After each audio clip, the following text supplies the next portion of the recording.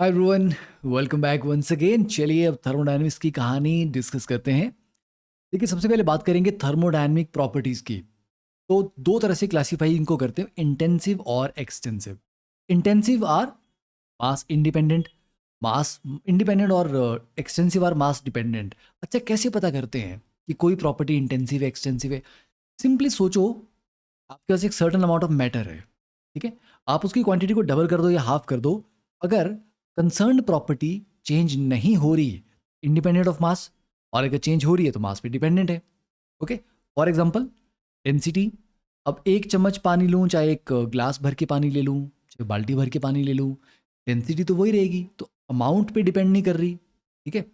और जितनी भी मोलर प्रॉपर्टीज होती हैं, मतलब आप मोलर हीट ऑफ, मतलब मोलर मोलर हीट कैपेसिटी बोल दो, molar enthalpy, molar entropy, molar what ever is molar, क्योंकि आपने अमाउंट फिक्स कर दिया ना वहाँ पे। टेम्परेचर की बात कर लो। अब मान लीजिए मेरे पास एक गर्म पानी की बाल्टी है, आधा पानी फेंक दूँ मैं, आधी बाल्टी हो गई, तो क्या अमाउंट आधा करने से टेम्परेचर चेंज हो गया क्या? नहीं, टेम्परेचर तो उतना रहा। ठीक है, तो these are the properties which are intensive. अब एक्सटेंसिव कौन है? ये तो बहुत ही सिंपल है।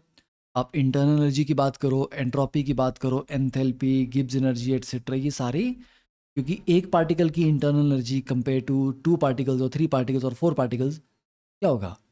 जैसे जैसे नंबर ऑफ पार्टिकल्स बढ़ेंगे, इंटरनल एनर्जी बढ़ेगी, एंट्रोपी भी बढ़ेगी, एंथैल्पी भी बढ़ेगी, गिब्स एनर्जी भी बढ़ेगी। तो अमाउंट वेरी करने से, वॉल्यूम की बात कर लो, अमाउंट वेरी करेगा तो वॉल्यूम भी बढ़ेगा, ऑब्वियस सी बात है। तो these are intensive and extensive properties.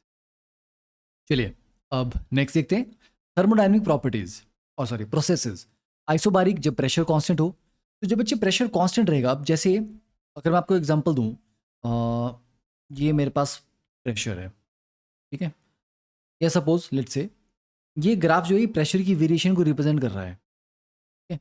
हम इस प्रेशर से स्टार्ट किया था, बढ़ा, ड्रॉप किया, फिर बढ़ा, फिर उतने पे आ गया। तो डेल्टा पी तो जीरो है, क्योंकि जितनी स्टार्टिंग वाली वैल्यू थी फाइनली उतने पे आ गया ये। पर क्या during this entire process pressure constant रहा? नहीं सर, वो बढ़ता रहा, घटता रहा। तो ये वही बात हुई कि आपको मान लीजिए 50 रुपये मिल गए, फिर आपके वो खर्च भी हो गए, नेट क्या हुआ? आप तो उतने पे रहे जितने पे थे पहले। पर क्या इसका मतलब है कि कोई ट्रांजैक्शन हुई ही नहीं? हुई ना, 50 आए भी थे, फिर 50 चले भी गए। ओके, तो ऐसे प्रोसेस को अगर इस तरह की वेरिएशन है कि डेल्टा पी तो जीरो हो गया, पर through out that pressure was not constant, तो फिर आइसोबारिक नहीं बोल पाएंगे। तो डेल्टा पी का जीरो होना अकेला अपने आप में ये कंफर्म नहीं करता कि प्रेशर कांस्टेंट रहा होगा। हाँ, प्रेशर कांस्टेंट होगा तो डेल्टा पी जीरो होगा, तो डेल्टा पी का जीरो होना अपने आप में गारंटी नहीं देता कि प्रेशर कांस्टेंट होगा। बट अगर DP is equal to zero है, डीपी का मतलब है एक इन्फाइनाइटेसिमली स्मॉल स्टेप में there is no change in pressure, फिर आप बोलते हो भैया थ्रू आउट द प्रोसेस कोई प्रेशर में चेंज नहीं रहा। ठीक है, तो इन चीज़ों का ध्यान रखें। फिर आइसोकोरिक का मतलब वॉल्यूम कांस्टेंट है, तो D V is equal to delta V is equal to zero. पर अकेले डेल्टा वी जीरो होने से कोई गारंटी नहीं होगी, पर D V is equal to zero अगर है देन इट विल कंफर्म कि आइसोकोरिक है। आइसोथर्मल में टेम्परेचर कांस्टेंट होता है, एडियाबैटिक में कोई हीट का एक्सचेंज नहीं होता सिस्टम और सराउंडिंग के बीच में। ठीक है, तो पीवी ग्राफ में ये आ गया आपका कांस्टेंट प्रेशर। और हमेशा जब भी आइसोबारिक में आप प्रोसेस को डिफाइन करें, एरो हमेशा लगाएं, ताकि पता लगे आप कहाँ से कहाँ जा रहे हो, इनिशियल पॉइंट क्या, फाइनल पॉइंट क्या है। जस्ट एक लाइन या एक कर्व ड्रॉ कर लेने से ये नहीं पता चलता कि आप कहाँ से कहाँ जा रहे हैं। ठीक है, फिर ये आपके पास आ गया आइसोकोरिक, वॉल्यूम कांस्टेंट। अब एडियाबैटिक और आइसोथर्मल में क्या होता है बच्चे, अगर आप सेम इनिशियल पॉइंट से शुरू करें तो एडियाबैटिक ग्राफ हमेशा ज़्यादा स्टीप होता है, उसकी स्लोप हमेशा ज़्यादा होती है। ठीक है, अगर आपका स्टार्टिंग पॉइंट सेम है तो हमेशा एडियाबैटिक ज़्यादा स्टीप होगा, और आइसोथर्मल उसके कंपैरिजन में कम स्टीप होगा, ऑलवेज। ठीक है, done. Next, zeroth law of thermodynamics. अच्छा, आपको ये चीज़ तो पता है ना, सिस्टम सराउंडिंग ओपन सिस्टम वगैरह, वो बिल्कुल बेसिक चीज़ें, इसलिए मैं उनकी बात नहीं कर रहा, बिकॉज दैट इज़ लाइक, अगर आपने क्लास 11 पास की है तो आपको वो चीज़ें पता है। ठीक है, जीरोथ लॉ ऑफ थर्मोडायनेमिक्स की इंपॉर्टेंस क्या थी? It talks about temperature. ठीक है, it defines the concept of temperature. आप टेम्परेचर इसके बिना डिफाइन ही नहीं कर सकते, और temperature is one of the very fundamental property, क्योंकि बिना टेम्परेचर के can you imagine discussing thermodynamics, not talking about temperature, नहीं ना। तो जीरोथ लॉ क्यों बोला गया? क्योंकि first law second law already पहले आ चुके थे। अब zeroth law was more fundamental, क्योंकि ये टेम्परेचर को डिफाइन कर रहा है बस, और ये ज़्यादा फंडामेंटल है फर्स्ट लॉ से, क्योंकि फर्स्ट लॉ को भी डिफाइन करने के लिए आपको टेम्परेचर चाहिए, तो उसको डिफाइन करने वाला ये है, तो उससे पहले क्या आएगा, फिर इसको जीरो नाम दिया गया। ठीक है, तो ये वैसा ही है। अगर ए और सी भाई हैं, बी और सी भी भाई हैं, चलो कजन्स हो गए, तो यार ए और सी बी भी तो फिर भाई हुए ना। वही बात है ये कि अगर A and C are in thermal equilibrium, thermal equilibrium का मतलब कि दोनों का टेम्परेचर आपस में बराबर है ना, तो temperature of A will be equal to temperature of C. वैसे ही बी और सी भी आपस में थर्मल इक्विलिब्रियम में है, मतलब temperature of B is equal to temperature of C. अरे तो फिर ए और बी भी तो आपस में थर्मल इक्विलिब्रियम में हुए ना। यस, एग्जैक्टली यही ये बताने की कोशिश कर रहा है और कुछ भी नहीं। ठीक है, बट ज़्यादा फंडामेंटल तरीके से देखेंगे तो it defines the concept of temperature. अब बात करते हैं what is thermodynamic equilibrium. Chemical equilibrium आपने पढ़ा होगा, मैकेनिकल इक्विलिब्रियम आपने फिजिक्स में पढ़ा होगा, थर्मल इक्विलिब्रियम आप थर्मोडायनेमिक्स में पढ़ते हैं। ठीक है, जब ये तीनों इक्विलिब्रियम साइमल्टेनियसली एग्जिस्ट करते हैं तब हम बोलते हैं कि system is in thermodynamic equilibrium. तो मैकेनिकल इक्विलिब्रियम का मतलब कि कोई अनबैलेंस्ड फोर्सेज ऑपरेट नहीं कर रही है, मतलब प्रेशर सारा आपस में इक्वलाइज हो रखा है। ठीक है, अंदर का प्रेशर बाहर का प्रेशर बराबर है, तो ये मतलब हुआ मैकेनिकल इक्विलिब्रियम का। थर्मल इक्विलिब्रियम का मतलब वो कि टेम्परेचर आपका सेम है थ्रू आउट सिस्टम में। ये अगर आपका सिस्टम है तो ऐसा नहीं है कि इस कोने में टेम्परेचर कुछ और है, यहाँ पे टेम्परेचर कुछ और है, there is no temperature gradient, मतलब as you move around the system there will be uniform temperature. Okay, that means thermal equilibrium में आ चुका है वो। तभी हम बोलते हैं ना कि दो बॉडीज अगर आपस में थर्मल इक्विलिब्रियम में हैं तो इसका मतलब है कि they both have attained same temperature. And then chemical equilibrium मतलब rate of forward reaction is equal to rate of backward reaction. जब ये तीनों चीज़ें साइमल्टेनियसली सेटिस्फाई हो रही हैं तब हम बोलेंगे सिस्टम थर्मोडायनेमिक इक्विलिब्रियम में है। सर पर क्यों चाहिए, क्यों चाहिए हमें थर्मोडायनेमिक इक्विलिब्रियम? क्योंकि किसी भी सिस्टम पे थर्मोडायनेमिक्स के कॉन्सेप्ट्स लॉज अप्लाई करने के लिए it has to first achieve और अटेन अ थर्मोडायनेमिक इक्विलिब्रियम। उसके बिना आप उसको स्टडी नहीं कर सकते। ठीक है, नहीं तो उसमें फ्लक्चुएशन नहीं। इसका मतलब है कि ना तो टेम्परेचर की फ्लक्चुएशन है, ना प्रेशर वगैरह में कोई डिफरेंसेस हैं, उसकी वजह से कोई दिक्कत नहीं होगी, ना फॉरवर्ड बैकवर्ड रिएक्शन की कोई आगे टेंशन है। मतलब जो प्रॉपर्टीज है ना वो अपनी जगह पे कांस्टेंट रहेंगी। तो now you can study the system आराम से, है ना। अब बात करते हैं बच्चे, what is energy, work and heat. देखो, एनर्जी तो आप जानते हैं the capacity to do work, है ना, बच्चे बच्चे ने पढ़ा होता है। What are work and heat? Work and heat are forms of energies. ठीक है, बट कैसी फॉर्म? देखो, सिस्टम के पास एनर्जी होगी, हाँ, ठीक है, किसी सिस्टम के पास डेफिनेटली कुछ एनर्जी होगी। दो सिस्टम्स हैं, मे बी एक के पास ज़्यादा एनर्जी है, एक के पास कम एनर्जी है। यस, हो सकता है। तो क्या जिसके पास ज़्यादा एनर्जी है, क्या मैं ऐसा बोलूँ इसके पास ज़्यादा हीट है?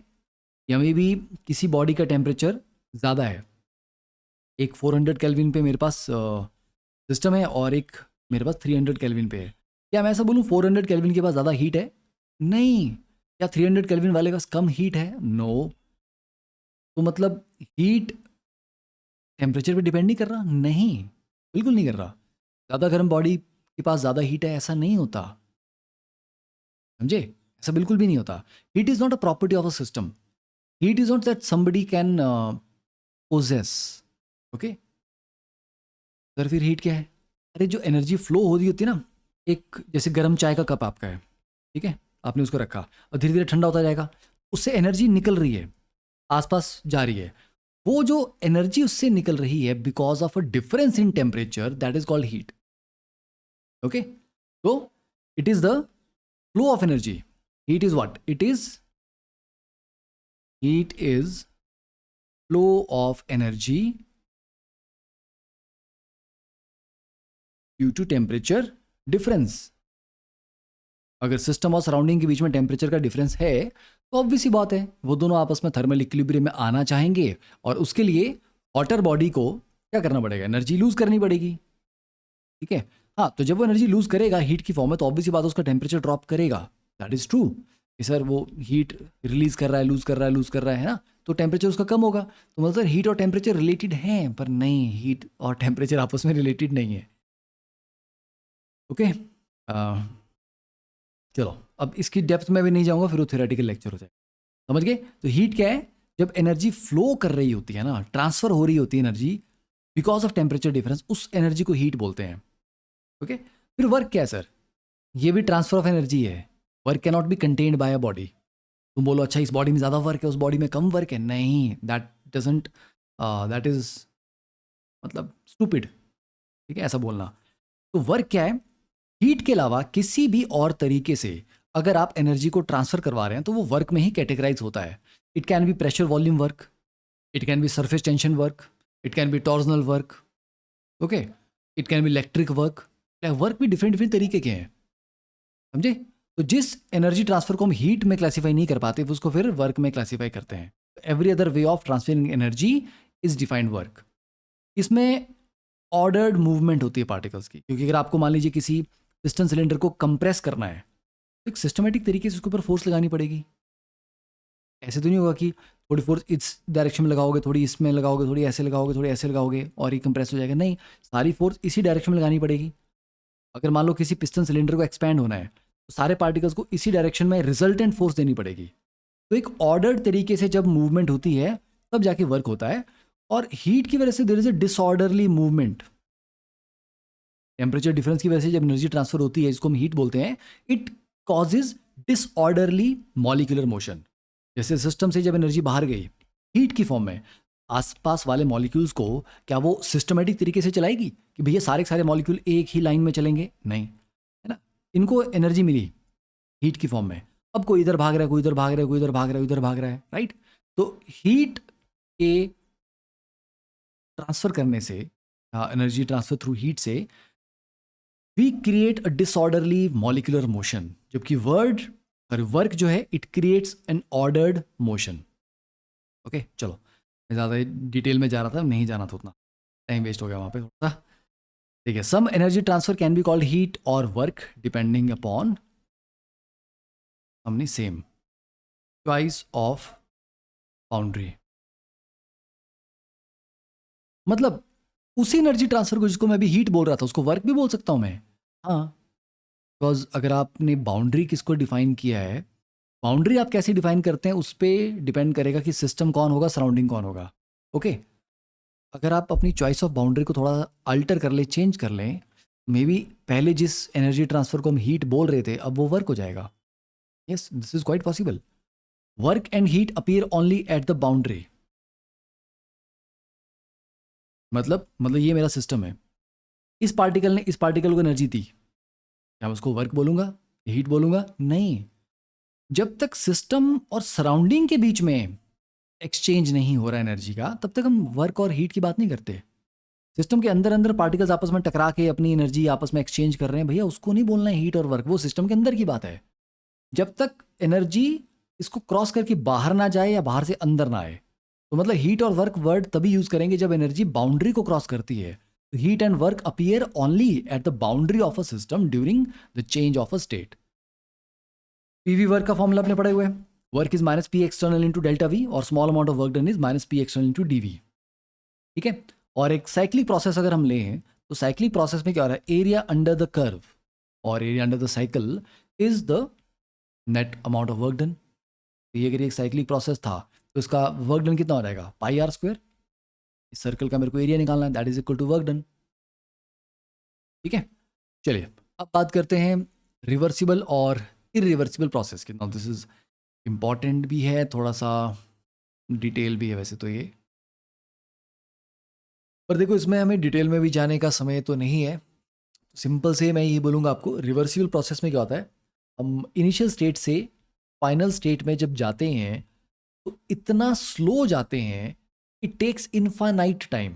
आप समझो कि ये कंप्रेशन करना है मुझे, है ना, इस पिस्टन सिलेंडर को कंप्रेस करना है, तो मैं कंप्रेस कैसे करूँगा? मैं डायरेक्टली इसके ऊपर एक बड़ा सा वेट नहीं रखूँगा। मैं इस पर मान लीजिए एक छोटा सा चावल का दाना रख लो, just to give an example, चावल का दाना रखना, आपने ग्रेन ऑफ सैंड रख लो, गेहूं का दाना रख लो, मतलब you get my point, very small amount of mass. एक रखा, फिर एक और रखा, फिर एक और रखा, उसकी वजह से डाउनवर्ड जो फोर्स जनरेट होगी वो बहुत ही स्मॉल होगी, तो उससे हल्का सा कंप्रेशन जनरेट होगा, फिर एक और रखेंगे, एक और हल्का सा होगा, तो करते करते करते करते करते करते it will take infinite time for 1 kilo चावल अगर मुझे इसके ऊपर रखने हैं, वो भी एक एक grain at a time, will take a lot of time. ठीक है, तो ड्यूरिंग दैट ईच ग्रेन जब हमने रखा वो हल्का सा कंप्रेशन हुआ, उसमें पीडीवी वर्क डन हुआ, अगले कंप्रेशन में फिर से पीडीवी हुआ, फिर से पीडीवी हुआ, I will have to add all those small small amount of work done to get the total work done. इसीलिए हम क्या बोलते हैं, dw is minus pdv, total work done is integral of pdv from v1 to v2, और ये आपके पास result आता है work reversible is minus 2.303 nRT log v2 by v1। ठीक है, हाँ अब इसको आप v2 बाय v1 की जगह पे p1 बाय p2 भी लिख सकते हो। क्यों? क्योंकि अगर आइसोथर्मल प्रोसेस है तो isothermal process for ideal gas PV is constant, तो पीवी अगर कांस्टेंट होगा तो उसका मतलब है कि P1 V1 is equal to P2 V2, इसलिए V2 by V1 is actually P1 bye P2, है ना। तो V2 बाय V1 रेशियो को आप P1 बाय P2 भी लिख सकते हो। वॉल्यूम का डेटा नहीं दिया, प्रेशर कर दिया है, तो आप ये वाला फॉर्मूला यूज़ कर लो। समझ गए? एंड रिवर्सिबल प्रोसेस में जब भी ग्राफ आएगा it will be like this, isothermal का ग्राफ आएगा। ये जो total area under the curve है ये आपको इस फॉर्मूला से आप कैलकुलेट कर सकते हैं। टेम्परेचर कांस्टेंट, अब आप एक्सपेंशन करवाओ तो ऐसा, कंप्रेशन करवाओ तो यही सेम प्रोसेस ऐसा, मतलब सेम यही पाथ फॉलो करेगा। ठीक है, चाहे एक्सपेंशन में जाना हो चाहे कंप्रेशन में जाना हो। समझ गए? तो इसका मतलब है कि सर अगर एक्सपेंशन में, क्योंकि वर्क ऑफ एक्सपेंशन नेगेटिव आता है, अगर एक्सपेंशन का वर्क -100 आया तो कंप्रेशन का +100 आएगा।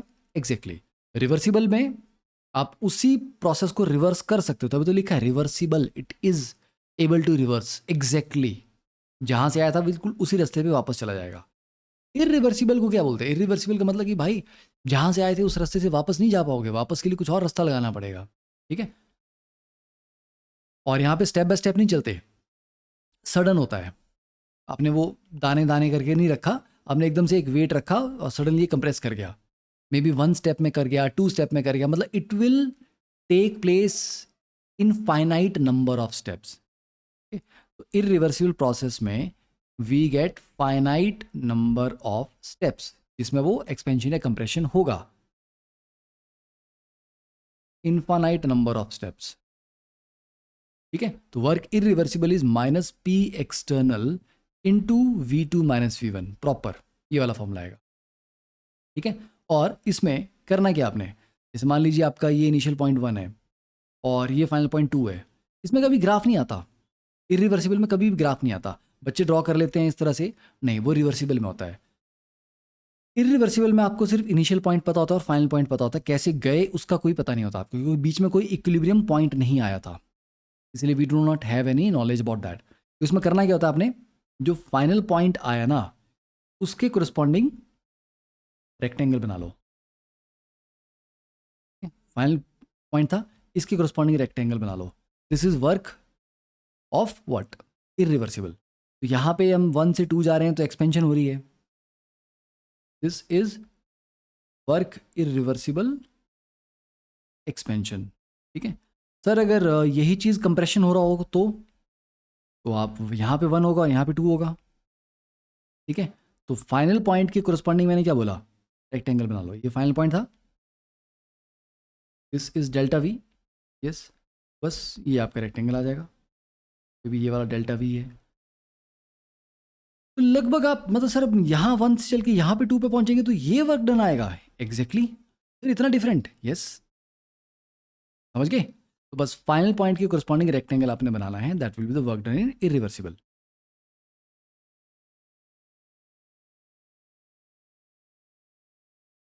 समझ गए?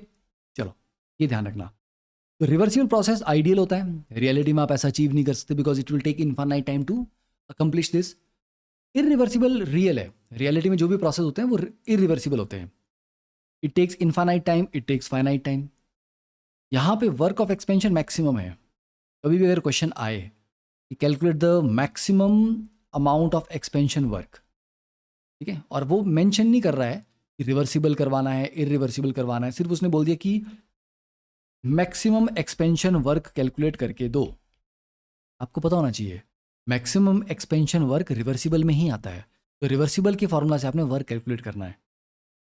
क्वेश्चन पूछे calculate the maximum compression work for this process, तो आपको पता होना चाहिए कि मैक्सिमम कंप्रेशन वर्क जो वो इरिवर्सिबल से आता है, तो उसमें आपको पी डेल्टा वी वाला फॉर्मूला लगाना है।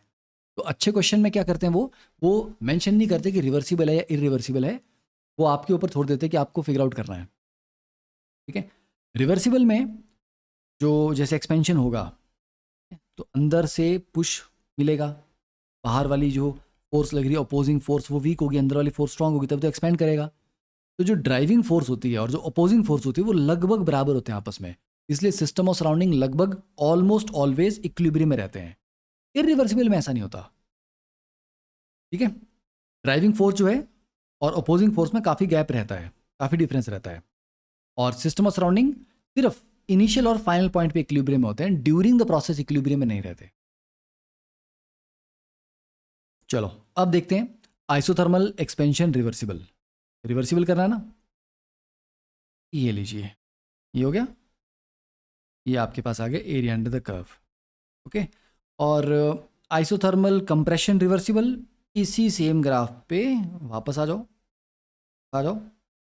ये एक्सपेंशन का था 1 to 2 और ये कंप्रेशन हो जाएगा 1 to 2, सेम मैग्नीट्यूड, बस एक में नेगेटिव होगा एक में पॉजिटिव होगा। ठीक है, वर्क कंप्रेशन पॉजिटिव होगा और वर्क एक्सपेंशन नेगेटिव होता है।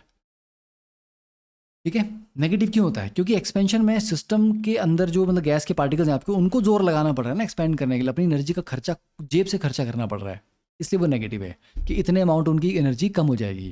कंप्रेशन में क्या, बाहर वाला आपको कंप्रेस सिस्टम को कंप्रेस करने के लिए जोर लगा रहा है, तो वो जो सारा जो जोर लगा रहा है वो कौन एब्जॉर्ब करेगा, सिस्टम के पार्टिकल्स उस एनर्जी को एब्जॉर्ब करेंगे, तो उनकी एनर्जी बढ़ेगी, इसलिए वर्क कंप्रेशन पॉजिटिव आता है। अब आइसोथर्मल इरिवर्सिबल होगा एक्सपेंशन, ये 1 पॉइंट और ये 2 पॉइंट, मैंने क्या बोला था, फाइनल पॉइंट जो वो 2 उसके कोरिस्पॉन्डिंग रेक्टेंगल जो बना ये निकाल लीजिए। और कंप्रेशन में 1 2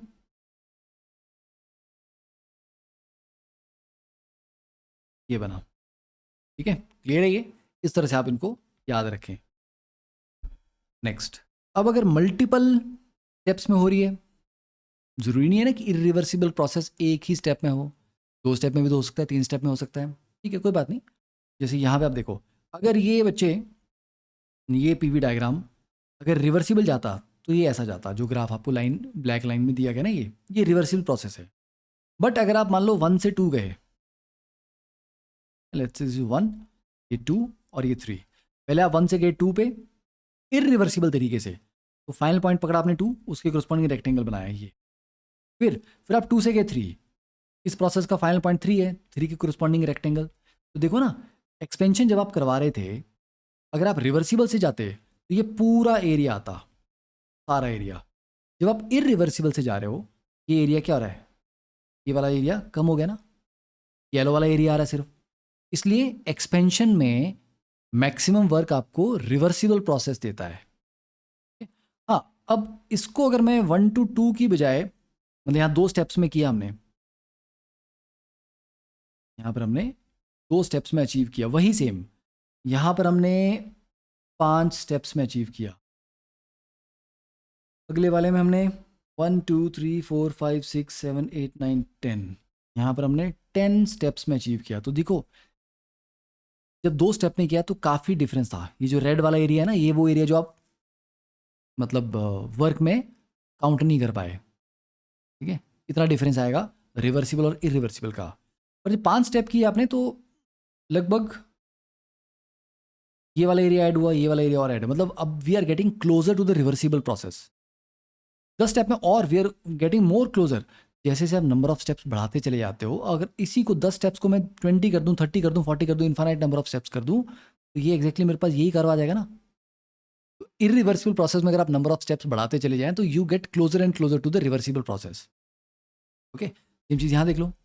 अब ये हम कंप्रेशन करवा रहे थे, तो कंप्रेशन में क्या होता है, इरिवर्सिबल का ज़्यादा होता है। देखो इरिवर्सिबल में पहले आप यहाँ से यहाँ गए, ये फाइनल पॉइंट था, ये कोरस्पॉन्डिंग रेक्टेंगल आ गया, फिर आप इस पॉइंट से इस पॉइंट पे गए, ये फाइनल पॉइंट है तो ये रेक्टेंगल आया। पर अगर रिवर्सिबल से जाते तो ऐसे जाते और ये एरिया आता, बस एक्स्ट्रा एरिया आ रहा है ना अभी। अब 2 स्टेप से इसको 5 स्टेप में कन्वर्ट करो, 10 स्टेप में करो, तो we are getting closer and closer to the reversible process as the number of steps in irreversible process are increased,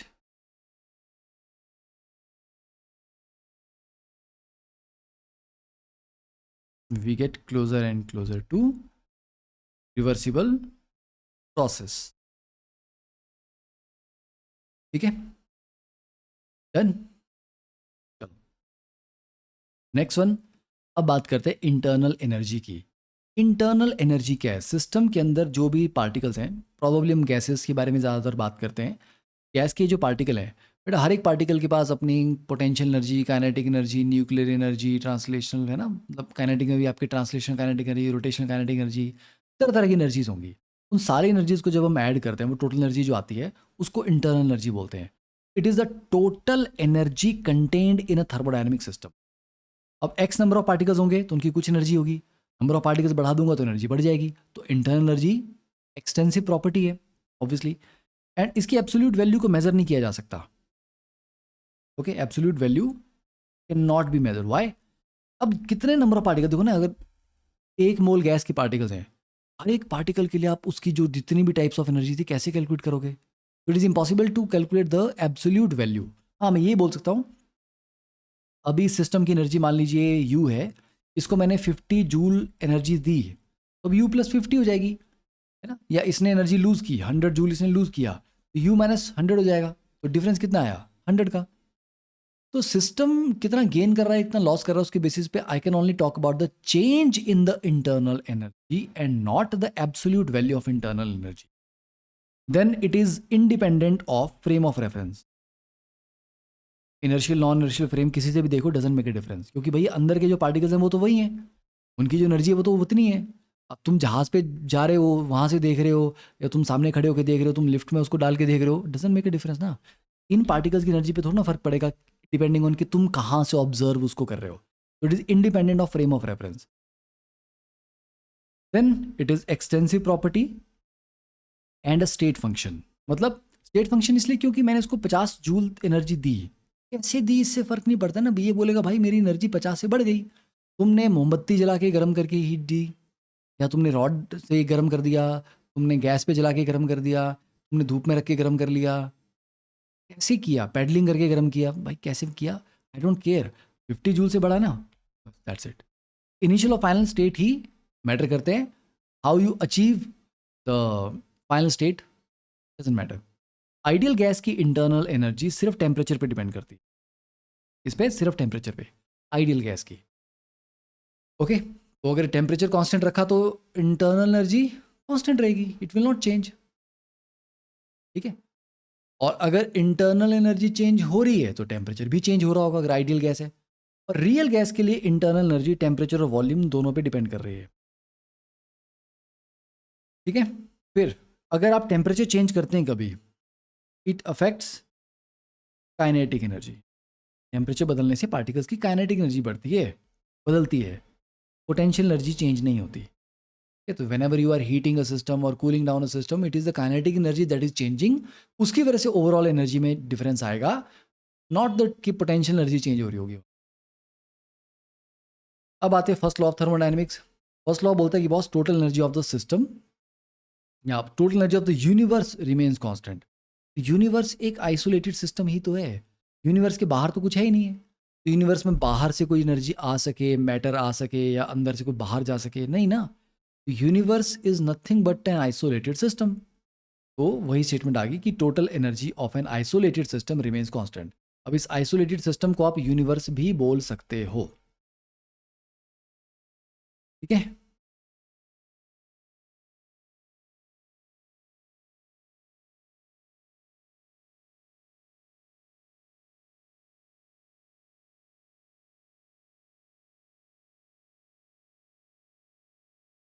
चलिए, delta U equal Q plus work. तो किसी भी सिस्टम की अगर आपने इंटरनल एनर्जी चेंज करनी है, दो ही तरीके हैं, हीट और वर्क। उसको आप एनर्जी दोगे या उससे एनर्जी लोगे, या तो हीट के थ्रू आप एनर्जी एक्सचेंज कर सकते हो या वर्क के थ्रू। तीसरा कोई तरीका नहीं है, ठीक है। और यहाँ पर भी Q plus work expansion and work extra. कुछ नॉन एक्सपेंशन वर्क भी होते हैं। जरूरी नहीं है कि वर्क हमेशा पीडीवी वाला ही होगा, एक्सपेंशन वहाँ पे होगी ही होगी, जरूरी नहीं है। It is called expansion work. अगर वहाँ पे नॉन एक्सपेंशन वर्क हो रहा होगा, इलेक्ट्रिक वर्क हो रहा होगा, तो नॉन एक्सपेंशन वर्क भी तो कंसिडर करना पड़ेगा, ठीक है। Cyclic integral of D W is equal to cyclic integral of D Q, क्योंकि साइक्लिक प्रोसेस में क्या हो जाएगा, डेल्टा यू जीरो हो जाएगा। For a cyclic process delta U zero, भैया ये तो स्टेट फंक्शन है, घूम फिर के आप वहीं पे आ गए, नेट चेंज क्या है, zero. Okay, what is enthalpy. अब एक चीज़ को समझना, आपके माइंड में ये डाउट आएगा कि सर कॉन्सेप्ट पे हम ज़्यादा डिटेल में बात नहीं कर रहे। वो नहीं कर सकते, क्योंकि कॉन्सेप्ट थर्मोडाइनमिक्स में समझना इट रिक्वायर्स सिग्निफिकेंट टाइम, और वो समय अगर हमारे पास ना हो तो फिर मतलब वो टाइम लगेगा, और हमारे पास वो टाइम है नहीं, ठीक है, ये कहानी है। इसलिए मे भी कुछ चीज़ें आपको यहाँ पे समझ उतनी अच्छे से ना आए, तो आप एक काम करना, इसके बाद जब प्रॉब्लम सॉल्विंग सेशन होगी वहाँ पर आपको अच्छे से मैं समझा दूंगा कि फॉर्मूला को यूज़ कैसे करना है, ठीक है। Thermodynamics takes lot of time to master, फिर भी नहीं क्लैरिटी 100% नहीं आती, टीचर्स को भी डाउट रहते हैं, ठीक है। तो थ्योरी में कुछ चीज़ें नहीं भी समझ आई तो ज़्यादा परेशान नहीं होते, प्रॉब्लम सॉल्विंग सेशन को देखो, जितना सीख सको सीखो, और उसके बाद अपनी प्रैक्टिस करो। देखो, अब एंथैल्पी की अगर हम बात करें, ये सिंपल सा सेटअप यहाँ पे आपको दिखा रहा हूँ मैं। अब सपोज इस सिस्टम को, है ना, यहाँ पे गैस है, ये सिलेंडर है, ये पिस्टन है।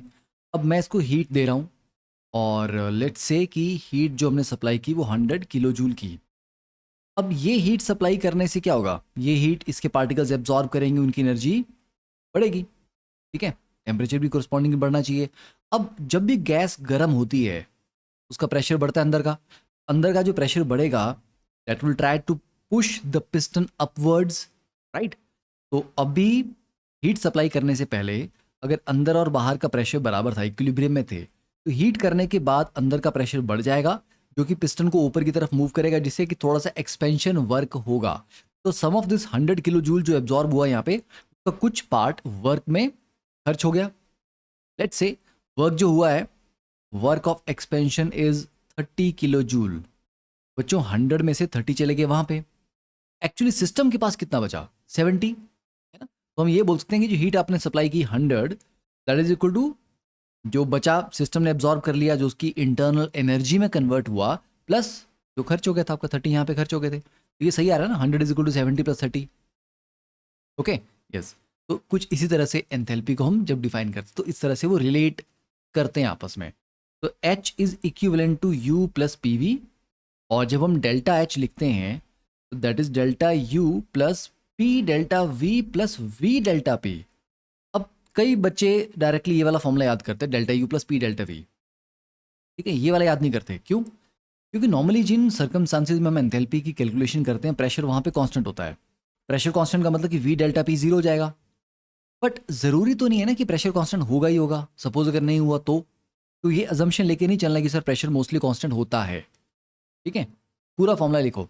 एक तो ये फॉर्मूला हो गया, दूसरा delta H plus delta of P V. तो डेल्टा ऑफ पी वी को आप क्या लिख सकते हैं, final P V that is P2V2 minus initial P V that is P1V1। Okay, ठीक है, तो ये ध्यान रखें। एंड क्योंकि P V is equal to NRT होता है, तो अगर मैं यहाँ पे डेल्टा पी वी में पी वी की जगह पे NRT डाल दूँ, तो it can be delta H plus delta NGRT।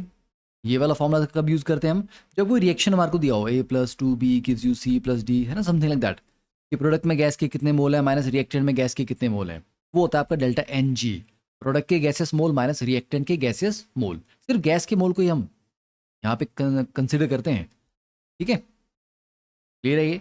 और अगर नंबर ऑफ मोल वेरी नहीं कर रहे तो NR डेल्टा T, है ना, क्योंकि डेल्टा ऑफ पी वी की जगह आप एन आर टी लिखोगे, अगर आर और टी कांस्टेंट है तो एन वेरी कर रहा होगा, अगर एन और आर कांस्टेंट है तो टी वेरी कर रहा होगा। तो इतने सारे आपके फॉर्मूलाज बन सकते हैं, डिपेंडिंग ऑन किस सिचुएशन में कौन सा फॉर्मूला सही बैठेगा, आपको वो वाला फॉर्मूला वहाँ पे अप्लाई कर लेना है। ठीक है, डन।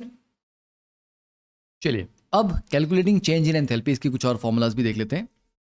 डेल्टा एच इज क्या होता है? देखो हमेशा एग्जामिनर आपको ऐसा नहीं बोलेगा कि बच्चे चेंज इन एंथैल्पी कैलकुलेट करो। Sometime they ask calculate the heat exchange eight constant pressure. तो कांस्टेंट प्रेशर पे जो भी हीट एक्सचेंज होता है उसी को डेल्टा एच कहते हैं। ठीक है, तो ये भी पॉइंट याद रखें। And this is equal to N C P delta T. Okay, and sometime they ask you calculate the heat change at constant volume. तो कांस्टेंट वॉल्यूम पे होने वाले हीट चेंज को हम डेल्टा यू कहते हैं। It is N C V delta T. ये दो फॉर्मूलाज भी याद रखने हैं। देन इसी से आप ये लिख सकते हो एक्सप्रेशन पार्शियल डिफरेंशियल में, del H upon del T at constant pressure is equal to C P. है ना, एन को 1 पुट कर लें हम, तो delta H upon delta T कितना आ रहा है? सी पी के बराबर आ रहा है। Similarly del U upon del T at constant volume is C V. ठीक है, क्लियर है ये तो आपने फॉर्मूलाज पढ़े हुए हैं। तो डिफरेंशियल वाले जो फॉर्म है ये आपको याद होनी चाहिए, इट इज़ इंपॉर्टेंट। चलिए नेक्स्ट बात करते हैं हीट कैपेसिटी। हीट कैपेसिटी क्या है? किसी भी सिस्टम का टेम्परेचर 1 डिग्री से बढ़ाना है तो उसको कितनी हीट देनी पड़ेगी, that is its heat capacity. Amount of heat required to supply, amount of heat required to be supplied to that system to raise its temperature by 1 kelvin. ठीक है, अब वो चाहे 1 ग्राम हो, अब 1 ग्राम अगर आप ले रहे हैं तो उसको स्पेसिफिक हीट बोलते हैं हम, कि 1 ग्राम का टेम्परेचर 1 डिग्री से बढ़ाना है। ओके, 1 मोल ले लोगे तो उसको मोलर हीट कैपेसिटी बोल देंगे। ओके, और कोई भी मास हो कि सर 1 ग्राम भी नहीं है, 1 मोल भी नहीं है, any random value, then it is just heat capacity या टोटल हीट कैपेसिटी। ठीक है, अब जैसे वाटर को आप गर्म करें और ऑयल को गर्म करें, अभी किचन में एक्सपेरिमेंट करें, एक कढ़ाई में पानी रखा है, कढ़ाई में तेल रखा बराबर क्वांटिटी, और दोनों को सेम फ्लेम पे, है ना, बराबर आंच पे आप रखो। आप देखोगे कि पानी का टेम्परेचर उतनी जल्दी नहीं बढ़ रहा, ऑयल का टेम्परेचर ज़्यादा जल्दी बढ़ रहा है, ऑयल जल्दी गर्म हो जाता है। ठीक है, जिनको कुकिंग का थोड़ा बहुत आइडिया है, I think they will immediately relate कि हाँ सर ऑयल जल्दी गर्म हो जाता है। हीट तो आप उसी स्पीड पे सप्लाई कर रहे थे तो बराबर हीट सप्लाई हुई ऑलमोस्ट। तो ऑयल ज़्यादा गर्म हुआ तो उसका मतलब ऐसा तो नहीं कि ऑयल ने ज़्यादा हीट एब्जॉर्ब कर ली, नहीं, ऑयल का टेम्परेचर बढ़ाने के लिए हीट कम चाहिए होती है। लेट से ऑयल के केस में अगर मान लो 5 किलो जूल हीट से 1 डिग्री टेम्परेचर बढ़ रहा है, ठीक है, तो 10 डिग्री से टेम्परेचर बढ़ाने के लिए आपको 50 किलो जूल देना पड़ेगा। जस्ट एक assumption में, एक रैंडम वैल्यू लेके एग्जांपल दे रहा हूँ आपको मैं। वाटर के केस में अगर मान लो वही वैल्यू 20 किलो जूल है, ठीक है, बेटा 50 में तो आपका 2.5 डिग्री से टेम्परेचर बढ़ेगा, यहाँ पे वो 10 डिग्री से बढ़ गया, है ना, सेम अमाउंट में। तो टेम्परेचर ज़्यादा बढ़ना इस पे डिपेंड करता है कि हीट कैपेसिटी क्या थी, ना कि उसने टोटल हीट कितनी एब्जॉर्ब की। क्लियर? तो इसके सिंपल से फॉर्मूलाज हैं, डायरेक्टली उनको हमें देखना है, उनको याद करना है। तो समझ गए आप हीट कैपेसिटी का मतलब क्या है? चलिए अब तीनों हीट कैपेसिटी देख लेते हैं। Total heat capacity what ever is the amount, अब वो कुछ ग्राम्स हो, किलोग्राम्स हो, है ना, कि टोटल अमाउंट ऑफ सब्सटेंस का टेम्परेचर 1 डिग्री से बढ़ाना है। तो heat capacity is heat given divide by change in temperature. Okay, units and joule per kelvin, तो Q is equal to C delta T लिख सकते हो आप। एक्सटेंसिव प्रॉपर्टी है, फाइन। एक्सटेंसिव क्यों? क्योंकि अगर ज़्यादा अमाउंट होगा तो जैसे आप अगर थोड़ा सा पानी लेंगे उसका टेम्परेचर 1 डिग्री से बढ़ाना है, थोड़ी सी हीट चाहिए। आप बाल्टी भर के पानी लेंगे उसका टेम्परेचर 1 डिग्री से बढ़ाना है तो ज़्यादा हीट चाहिए, तो एक्सटेंसिव है। मोलर हीट कैपेसिटी, 1 मोल सब्सटेंस का टेम्परेचर 1 डिग्री से बढ़ाना है, तो C is equal Q upon N delta T, या Q is NC delta T. ये इंटेंसिव है क्योंकि अमाउंट फिक्स है 1 मोल। स्पेसिफिक हीट कैपेसिटी में हम 1 ग्राम सब्सटेंस का टेम्परेचर 1 डिग्री से बढ़ा रहे हैं। Q is equal to MS delta T, और ये भी इंटेंसिव है बिकॉज मास इज फिक्स्ड। चलिए अब आइसोथर्मल प्रोसेस की अगर बात करें बच्चे, तो आइसोथर्मल प्रोसेस में क्या होता है, टेम्परेचर तो हमारा कांस्टेंट रहेगा, है ना, तो हीट कैपेसिटी क्या होती है, Q अपॉन डेल्टा टी। अब क्योंकि टेम्परेचर कांस्टेंट है तो डेल्टा टी हो जाएगा 0, तो डेल्टा टी 0 का मतलब कि इन्फाइनाइट हो गया ये। आइसोथर्मल प्रोसेस में कि जो आइसोथर्मल प्रोसेस है, टेम्परेचर कांस्टेंट है, तुम जितनी भी हीट उसको देते जाओगे वो क्या करेगा, उसको डिसिपेट करता जाएगा ताकि अपना टेम्परेचर कांस्टेंट रखे। तो you will have to keep supplying heat, और वो भाई उसको आगे हीट को आगे फर्दर एमिट करता रहेगा या लूज करता रहेगा या कहीं ना कहीं कंज्यूम कर लेगा, बट टेम्परेचर बढ़ने नहीं देगा बिकॉज उसका काम ही वो है isothermal, to keep the temperature constant. तो you will have to supply infinite amount of heat to change the temperature by 1 degree. Isobaric के केस में हीट कैपेसिटी होती है सीपी, आइसोकोरिक में उसको सीवी बोलते हैं, और एडियाबैटिक के केस में क्या होता है, you upon delta T. Adiabatic में तो हीट एक्सचेंज होता ही नहीं है, जीरो। इसका मतलब क्या हुआ सर, एडियाबैटिक प्रोसेस में बिना हीट दिए, जीरो हीट दिए भी आप टेम्परेचर 1 डिग्री से बढ़ा सकते हैं। Exactly yes, that's the meaning. Adiabatic process में टू रेज द टेम्परेचर और to change the temperature of the system you don't have to supply heat at all. बिना हीट सप्लाई किए भी टेम्परेचर ऊपर नीचे किया जा सकता है। कैसे, देखो, delta U is Q plus work, है ना। एडियाबैटिक में क्यू जीरो हो जाएगा, ओके। तो delta U is equal to work. अब अगर मैं वर्क एक्सपेंशन करवा लूँ वहाँ पे, सिस्टम अंडरगोज एक्सपेंशन, तो वर्क नेगेटिव आएगा। वर्क नेगेटिव आएगा तो डेल्टा यू भी नेगेटिव आएगा। डेल्टा यू नेगेटिव का मतलब इंटरनल एनर्जी डिक्रीज कर रही है, और आइडियल गैस के लिए internal energy directly proportional to temperature है। तो इंटरनल एनर्जी का डिक्रीज करना मतलब टेम्परेचर का डिक्रीज करना। तो देखो, बिना हीट दिए आपने टेम्परेचर कम कर लिया। वैसे अगर यहाँ पे वर्क पॉजिटिव हुआ, वर्क ऑफ कंप्रेशन है वहाँ पे, तो डेल्टा यू पॉजिटिव आ रहेगा, तो इंटरनल एनर्जी बढ़ेगी, तो कोरिस्पॉन्डिंग टेम्परेचर भी बढ़ेगा। ओके। तो ज़रूरी नहीं कि टेम्परेचर की वेरिएशन के लिए आपको हीट सप्लाई करनी पड़े या हीट रिमूव करनी पड़े, वर्क के थ्रू भी हम टेम्परेचर की वेरिएशन अचीव कर सकते हैं। Okay, this much is clear. Next, यहाँ पे थोड़ा सा करेक्शन कर लो, ये सी वी है और ये सी पी है।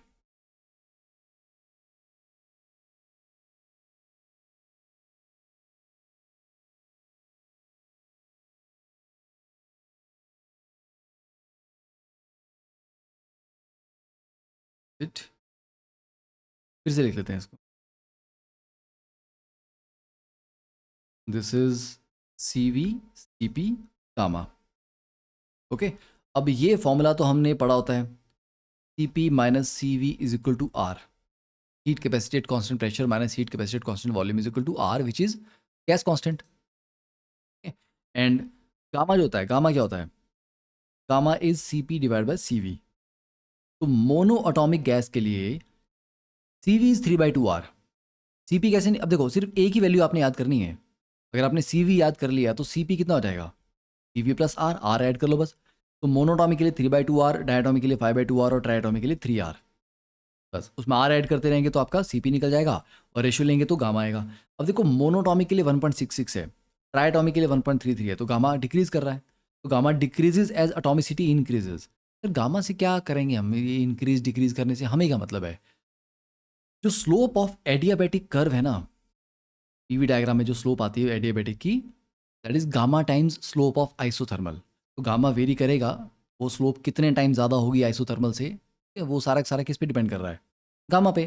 और गामा किस पे डिपेंड कर रहा है, एटॉमिसिटी पे। समझ गए। तो अगर तीन गैसेज है मेरे पास, एक मोनोटॉमिक है, एक डायटोमिक है, और एक ट्राइटोमिक है, all three are undergoing adiabatic process, और उसके जो ग्राफ आएगा उसके स्लोप को रिलेट करना है मुझे। तो स्लोप है वो गामा पे डिपेंड कर रही है, और गामा एटॉमिक की सिटी के साथ वेरी कर रहा है। इस तरह से क्वेश्चन यहाँ पे बन सकता है। ठीक है। तो C P minus C V is equal to R, but why, I think अभी I am giving you as a homework, सोचना इस पे, ठीक है, स्टडी करना कि सी पी बड़ा क्यों होता है सी वी से, और इनका डिफरेंस आर ही क्यों आता है boss. Why exactly R, R है क्या, R is actually work done को रिप्रेजेंट करता है। ठीक है, और कौन सा वर्क डन है सोचना है इसके ऊपर। चलिए नेक्स्ट, एडियाबैटिक प्रोसेस। काफ़ी इंटरेस्टिंग और काफ़ी गलतियां यहाँ पे बच्चे करते हैं, थोड़ा सा खौफ खाते हैं इस टॉपिक से। ठीक है, देखो, क्योंकि आइसोथर्मल में तो सिंपल सा दो फॉर्मूला लगा लिए, रिवर्सिबल इरिवर्सिबल का, उससे ज़्यादा इधर उधर चीज़ें नहीं जाती। एडियाबैटिक में देखो क्या है, जब भी रिवर्सिबल एडियाबैटिक प्रोसेस हो रहा है, ध्यान देना, reversible adiabatic for an ideal gas, तब आप ये तीन फॉर्मूलाज अप्लाई कर सकते हो, P V gamma constant, P V gamma minus one constant, या P one minus gamma T gamma is constant. ठीक है, कब अप्लाई कर सकते हैं, ओनली ओनली ड्यूरिंग रिवर्सिबल। तो इसका मतलब हुआ कि for irreversible adiabatic, these formulas are not valid. Yes, irreversible adiabatic अगर हुआ तो ये वाले फॉर्मूला अप्लाई आप नहीं कर सकते। इस चीज़ का बहुत ज़्यादा ध्यान रखें।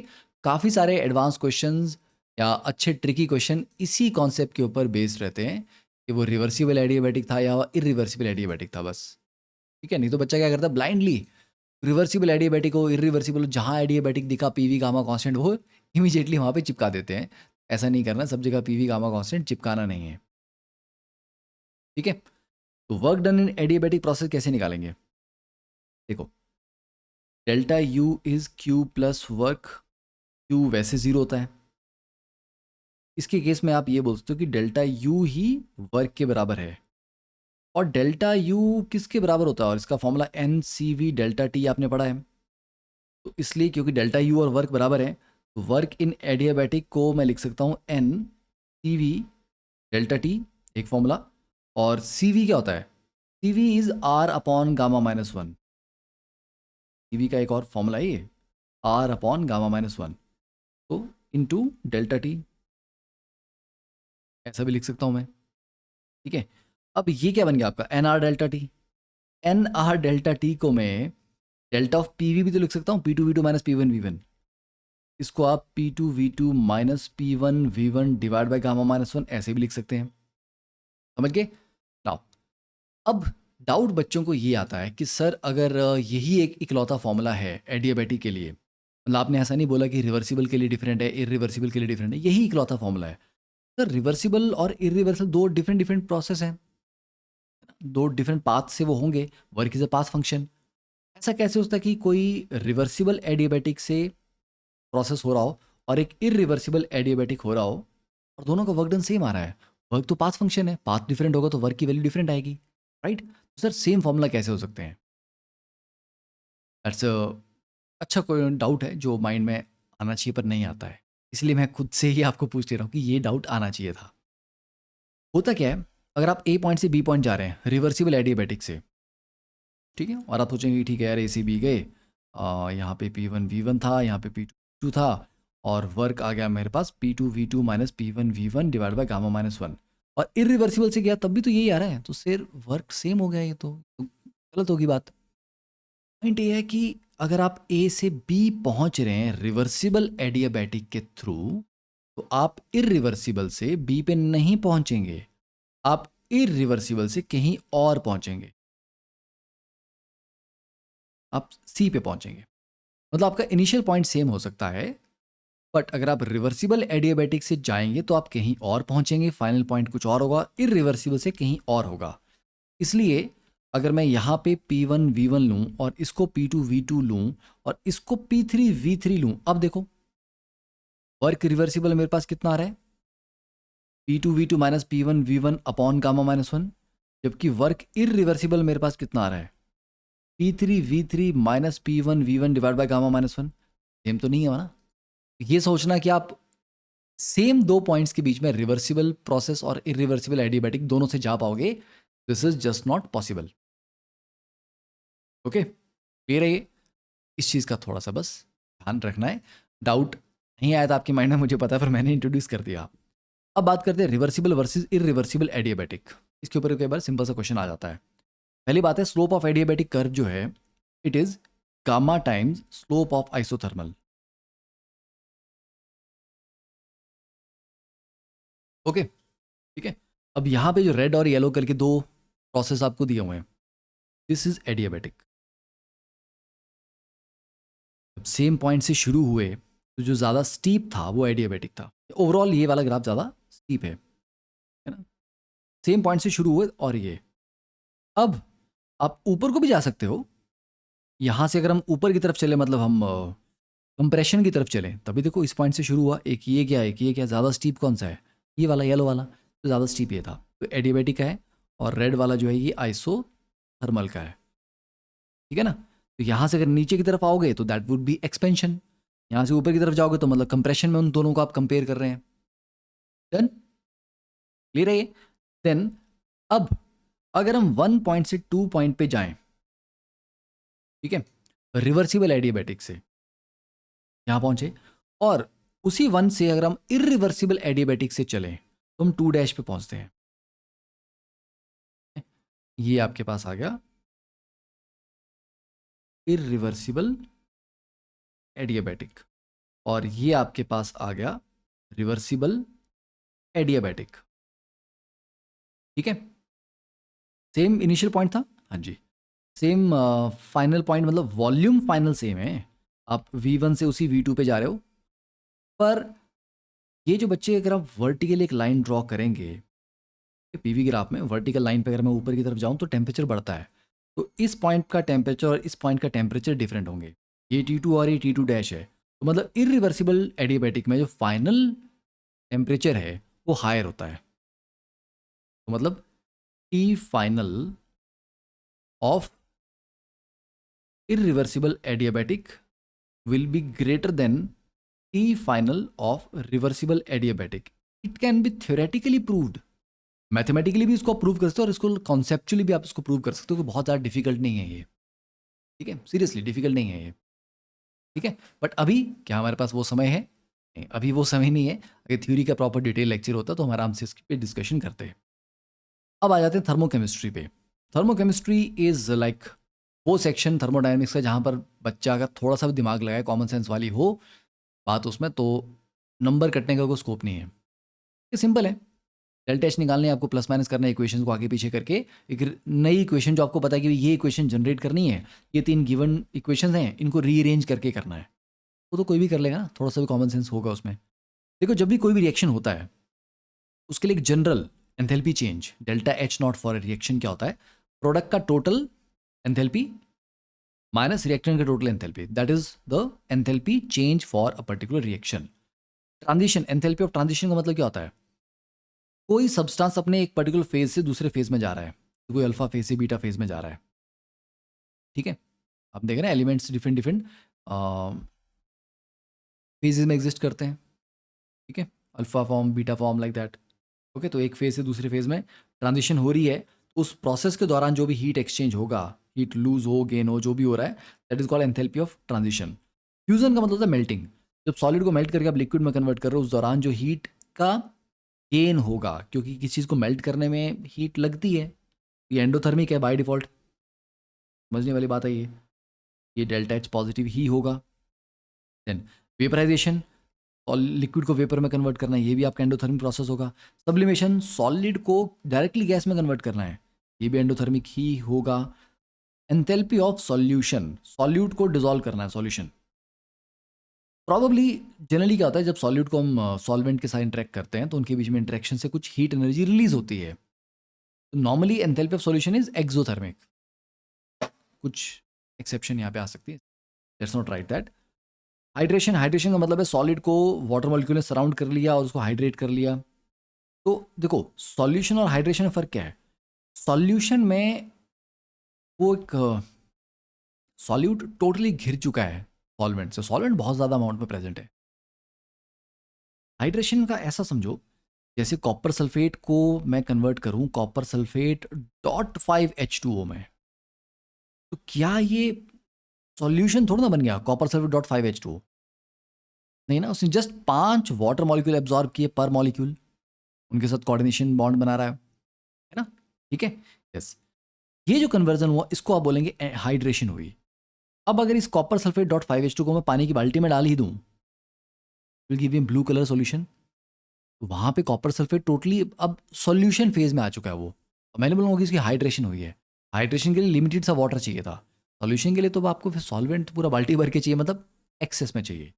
वो सॉल्यूट को डायरेक्टली सॉल्यूशन में कन्वर्ट कर रहे हो तो एंथैल्पी ऑफ सॉल्यूशन, और जस्ट उसको हाइड्रेटेड फॉर्म में कन्वर्ट कर रहे हो that is enthalpy of hydration. Okay, तो स्टार्टिंग में गैसेस आयन होता है और आगे वो हाइड्रेटेड या एक्वस फॉर्म में उसको लिखते हैं कि ये समझ आएगा चाहिए हाइड्रेटेड आयन है। कंबशन का मतलब है किसी भी कंपाउंड को ऑक्सीजन की abundance, sufficient amount of oxygen की प्रेजेंस में हीट करेंगे, all the carbon gets converted to carbon dioxide and hydrogen gets converted to H2O, और H2O लिक्विड में लेना है, इस चीज़ का ध्यान रखें, H2O को गैस नहीं लेना। फॉर्मेशन, एंथैल्पी फॉर्मेशन क्या होता है? जब एलिमेंट्स मिलके कंपाउंड बनाते हैं, जैसे CO2 को बनाना है तो कार्बन और ऑक्सीजन मिलके बनाएंगे, CH4 बनाना है तो कार्बन और हाइड्रोजन मिलके बनाएंगे, अमोनिया बनाना है नाइट्रोजन और हाइड्रोजन मिलके बनाएंगे। पर वो एलिमेंट्स भी अपनी मोस्ट स्टेबल स्टेट में होने चाहिए, समझ गए? एलिमेंट भी अपनी मोस्ट स्टेबल, जैसे अगर CO2 बनाना है तो कार्बन, कार्बन कौन सा सर? कार्बन तो ग्रेफाइट भी है, डायमंड भी है, most stable form. Thermodynamically most stable कौन है? डायमंड है कि ग्रेफाइट है? ग्रेफाइट है।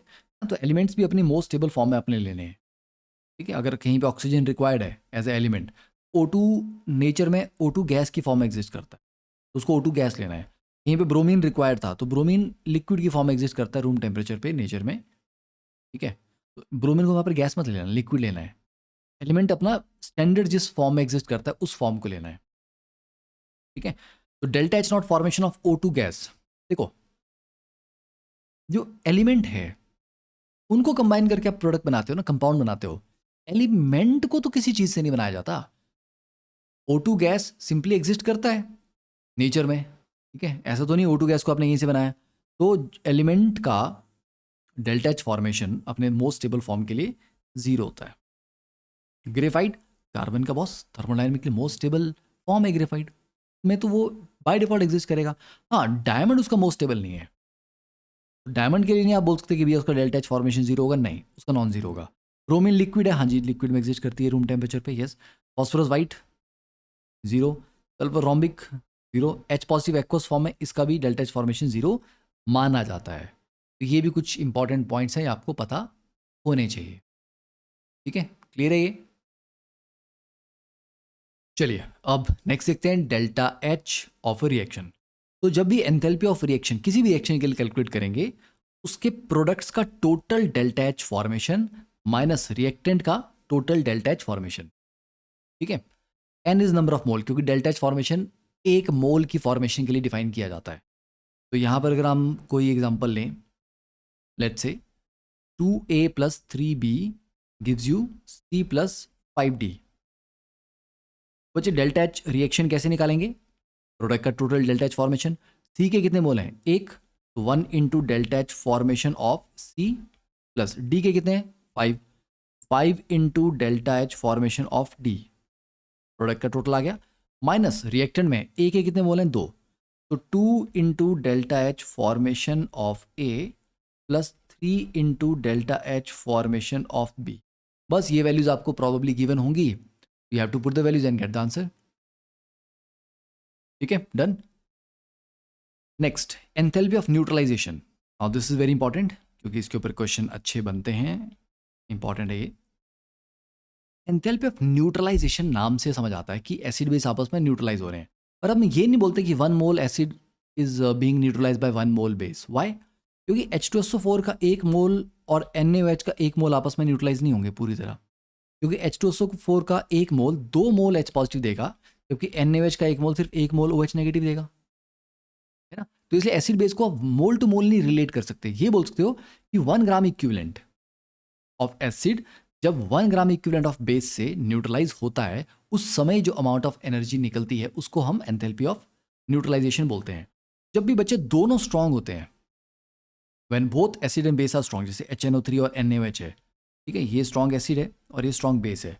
जब भी स्ट्रांग एसिड और स्ट्रांग बेस आपस में न्यूट्रलाइज होते हैं और सॉल्ट प्लस वाटर बनाते हैं, तो डेल्टा एच की फिक्स वैल्यू आती है, that is 13.7 kilo calorie. Calories में ले रहा हूँ ये, है ना? किलो कैलोरी पर इक्विवेलेंट, ओके? अब वो स्ट्रांग एसिड कोई भी हो, चाहे वो HCl हो, चाहे HNO3 हो, चाहे H2SO4 हो, कोई भी, और कोई भी स्ट्रांग बेस हो, इररिस्पेक्टिव। सर पर ऐसा क्यों? क्योंकि बच्चे एक्चुअल रिएक्शन किन के बीच में हो रहा है? देखो, नाइट्रेट आयन यहाँ पर भी है, स्ट्रॉन्ग एसिड पूरी तरह से आयनाइज होगा, तो नाइट्रेट आयंस प्रेजेंट होंगे, NaOH टूट जाएगा Na पॉजिटिव और OH नेगेटिव में, है ना? प्रोडक्ट में भी NaNO3 being a salt, salt तो डिजॉल्व हो जाएगा, तो Na पॉजिटिव आयन यहाँ पर भी होंगे, नाइट्रेट आयन यहाँ पर भी होंगे, तो नाइट्रेट आयन कैंसिल आउट हो गया, Na पॉजिटिव कैंसिल आउट हो गया, H पॉजिटिव और OH नेगेटिव कंबाइन करके वाटर बना रहे हैं। एक्चुअल रिएक्शन ये है। तो जब भी दो स्ट्रॉन्ग एसिड और बेस आपस में रिएक्ट करते हैं, it is the H positive and OH negative which are actually combining to give water. तो एसिड कोई भी हो, अल्टीमेट रिएक्शन तो H पॉजिटिव और OH नेगेटिव के बीच का हो रहा है, इसीलिए ये डेल्टा H की वैल्यू जो है वो फिक्स आती है। पर जब इनमें से कोई भी एक वीक होता है स्पीशीज, जैसे ये वीक एसिड लिया आपने और ये स्ट्रॉन्ग बेस था, जब भी कोई एक स्पीशीज वीक हो जाएगी या दोनों भी वीक हो गए तो डेल्टा एच की वैल्यू जो है वो 13.7 से उसका मैग्नीट्यूड कम हो जाता है। और क्यों कम हुआ वो? क्योंकि जब दोनों स्ट्रांग थे तो 13.7 एनर्जी निकलनी चाहिए थी। अब लेट्स से यहाँ पर मैं बोल रहा हूँ कि 12.5 निकला है एनर्जी, तो कितना डिफरेंस आया? 13.7 निकलना चाहिए था। ठीक है, ऐसा समझो कि निकली थी 13.7, बट जो वीक स्पीशीज थी उसको पूरी तरह से डिसोशिएट करना था ना, क्योंकि वीक स्पीशीज 100% आयनाइज नहीं होती, तो कुछ एनर्जी उसमें भी खर्च होगी। तो 13.7 का कुछ हिस्सा इसको डिसोशिएट करने में खर्च हो गया, इसलिए एक्चुअल आउटपुट आपको कम मिल रही है। तो अगर क्वेश्चन आता है कि what is the dissociation enthalpy of the weak acid या वीक बेस, तो आपने सिंपली 13.7 और इसका जो एक्चुअल वैल्यू दी है आपको रिएक्शन का, उसका डिफरेंस लेना है। तो 13.7 और 12.5 का डिफरेंस ले लेंगे, कितना आएगा? 1.2 आ रहेगा। इस केस में 1.2 kilo calorie is the enthalpy of dissociation. ठीक है, इस तरह से क्वेश्चन आते हैं। फाइन, क्लियर है ये? आगे आई थिंक बेसिक तो आपने पढ़े ही होंगे ना। Factors affecting enthalpy of reaction. देखो, physical state of reactant and product. Reactant solid form में है, लिक्विड फॉर्म में है, गैसेस फॉर्म में है, तो फिजिकल स्टेट कैसी है उससे आपका डेल्टा एच चेंज हो जाएगा, चाहे वो सेम रिएक्टेंट आप ले रहे हो। ब्रोमीन आप लिक्विड में ले रहे हो एक रिएक्शन में, वही ब्रोमीन अगली बार आप गैसेस में ले रहे हो, तो सेम रिएक्शन था but delta H will change. Then allotropic forms of element, आप कार्बन में भी ग्रेफाइट में ले रहे हो, एक बार आप डायमंड फॉर्म में ले रहे हो, तो दोनों रिएक्शन का मतलब वही है, वो carbon plus O2 gives you CO2, but graphite वाले कार्बन का रिएक्शन का डेल्टा एच कुछ और होगा और कार्बन डायमंड का डेल्टा एच कुछ और होगा रिएक्शन का। अमाउंट ऑफ रिएक्टेंट ऑब्वियस ही बात है यार, थोड़ा सा रिएक्टेंट लोगे तो उसके लिए डेल्टा एच कम आएगा, ज़्यादा लोगे तो उसकी ज़्यादा आएगा। टेम्परेचर, टेम्परेचर भी एंथैल्पी को अफेक्ट करता है, किस टेम्परेचर पे आप रिएक्शन करवा रहे हो। ठीक है, मीडियम ऑफ रिएक्शन, मीडियम कौन सा है? ठीक है, क्योंकि वहाँ पे इंटरेक्टिव फोर्सेज किस तरह से ऑपरेट करेंगी, स्ट्रांग होंगी, वीकर होंगी कंपैरेटिवली, तो सब चेंज हो जाएगा। तो अट्रैक्टिव फोर्सेज स्ट्रांग होगी, वीक होगी, ठीक है, तो उसकी वजह से जो वहाँ पे बॉन्ड्स तोड़ने हैं, बनने हैं, उसमें क्या क्या एनर्जीज लगेंगी वो सारी अफेक्ट होती हैं। ये यहाँ पर भी आपका डेल्टा एच चेंज होगा।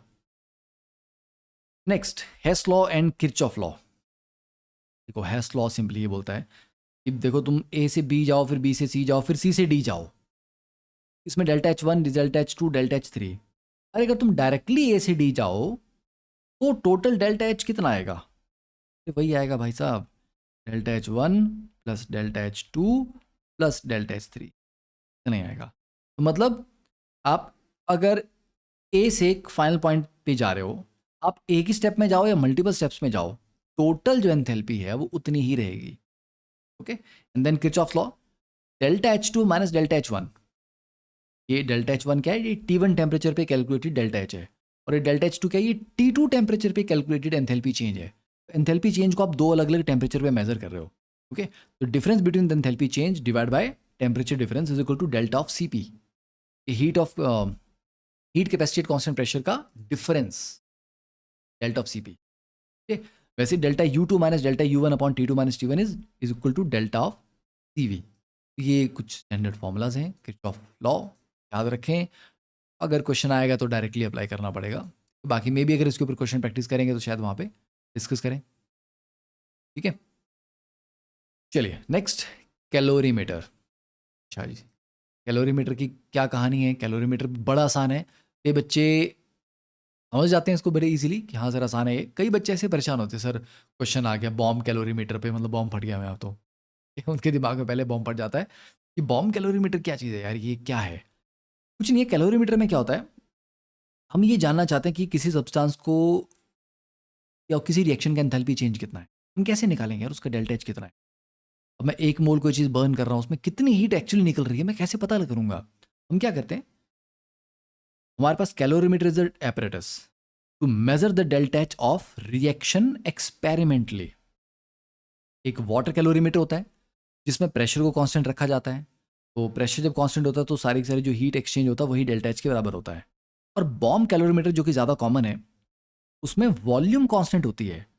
वॉल्यूम कांस्टेंट पे आप जानते हैं पी डेल्टा वी जीरो हो जाएगा, तो सारी सारी जो हीट एक्सचेंज है वो डेल्टा यू के बराबर आएगा। ओके, ऐसे केस में अगर आप कांस्टेंट वॉल्यूम पे एक स्टील का कंटेनर, उसके अंदर आपने किसी रिएक्शन को करवाया या कोई कंबशन रिएक्शन था वो करवाया, जैसे कंबशन रिएक्शन होगा कुछ हीट निकलेगी, हीट निकलेगी, ये भी स्टील है, ये गर्म होगा, इसके आसपास पानी है, स्टील तो सारी की सारी हीट बाहर एमिट कर देगा, उससे वो पानी गर्म होगा।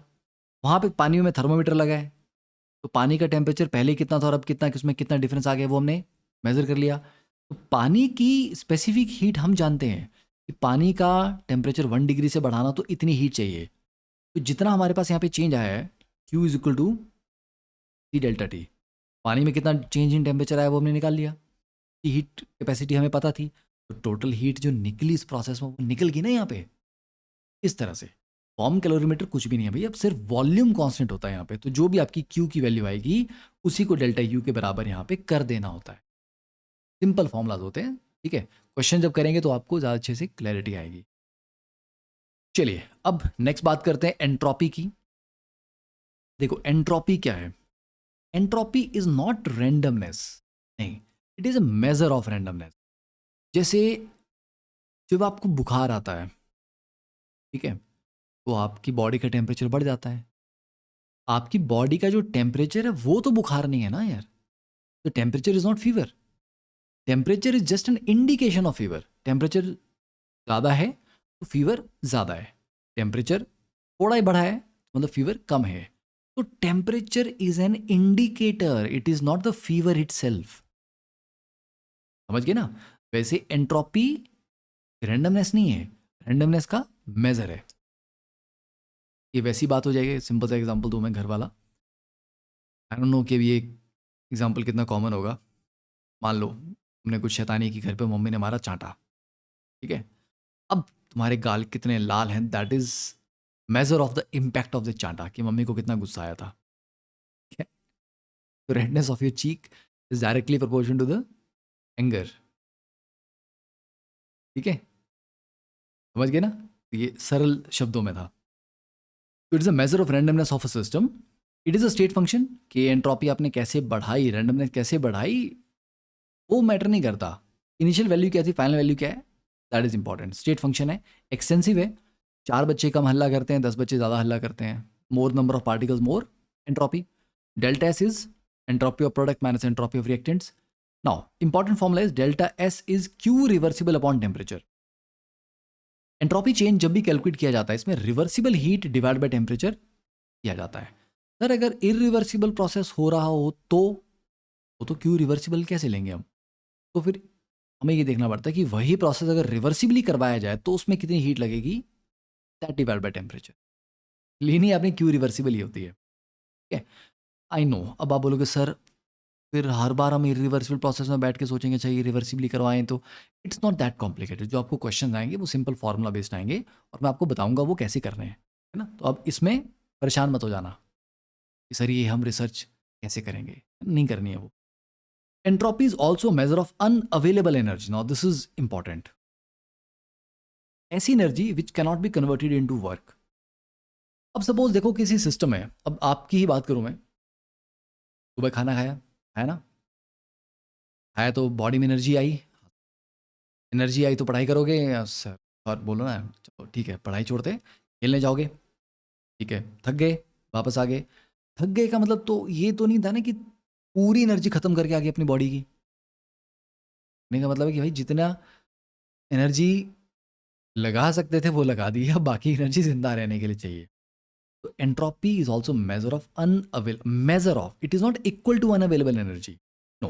हायर एंट्रोपी मतलब है उसमें जो अनअवेलेबल एनर्जी है सिस्टम में वो ज़्यादा है, ठीक है, ऐसी एनर्जी जिसको वर्क में कन्वर्ट नहीं कर सकते, ठीक है। Sample of gas if kept in a bigger container will have, of gas को देखो छोटे से कंटेनर में रखोगे और बड़े कंटेनर में रखोगे, नंबर ऑफ पार्टिकल्स वही हैं। तो छोटे पार्टिकल्स में they have less space to move around, कितना घूम के आएंगे बेचारे, छोटी सी जगह है, ठीक है, खा पी के सो जाएंगे। बड़ी कंटेनर में दे लाइक कि यार चलो ऐसा घूम आते हैं यार, मॉल खुला है क्या कहते हैं और शॉपिंग वॉपिंग करके आते हैं कुछ, ठीक है। तो same number of particles when they have bigger volume they have more randomness, more freedom of movement, तो वहाँ पे एंट्रोपी बढ़ जाएगी। जबकि आपने वहाँ पे कुछ नहीं किया, ऐसा नहीं था कि आपने उनको हीट किया, कुछ नहीं किया, जस्ट अवेलेबल वॉल्यूम बढ़ा दी, simple. Decomposition of a compound, जब भी एक कंपाउंड टूटेगा मान लो एक मॉलिक्यूल 2 में टूटा, 3 में टूटा, 4 में टूटा, तो एक पार्टिकल से ज़्यादा नंबर ऑफ पार्टिकल जनरेट हो रहे हैं। एक पार्टिकल की रैंडमनेस कम होती है, 2 की ज़्यादा होगी, 3 की और ज़्यादा होगी। तो decomposition of a compound will always give you more number of particles, that will always increase entropy. ठीक है। And S not, standard entropy of H positive aqueous ion 0 assume की जाती है। कैलकुलेट नहीं इसको करते हैं, इसको बाय डिफॉल्ट 0 मान के चलते हैं। तो कभी भी किसी क्वेश्चन में H पॉजिटिव एक्वस आयन आए और उसकी एंट्रोपी की वैल्यू नहीं दी हो और आप निकाल रहे हैं प्रोडक्ट की एंट्रोपी माइनस रिएक्टेंट की एंट्रोपी वाला फॉर्मूला लगा रहे हैं, वहाँ पे H पॉजिटिव की एंट्रोपी को 0 लेना है। ठीक है? ये पता होना चाहिए कि ये हम अज्यूम करके चलते हैं, स्टैंडर्ड अजम्पशन है ये। Okay, next one, for spontaneous process, process जो अपने आप हो रहा है, आपने उसको करवाने के लिए कुछ किया नहीं, मे बी जस्ट स्टार्ट करके छोड़ दिए, बाकी आगे वो खुद हो रहा है।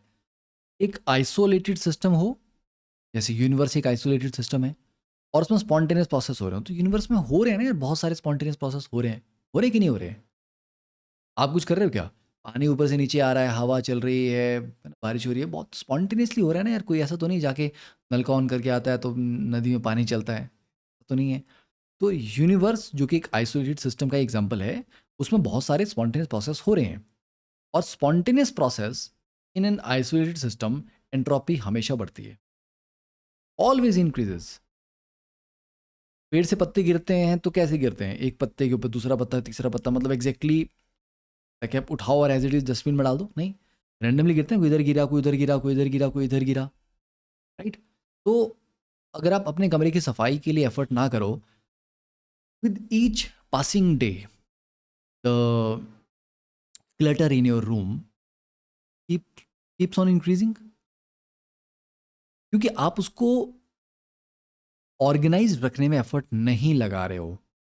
मतलब अगर हम ऑर्गेनाइज करने की कोशिश ना करें तो चीज़ें खुद से ऑर्गेनाइज नहीं होती हैं, they have a tendency to become more disorganised.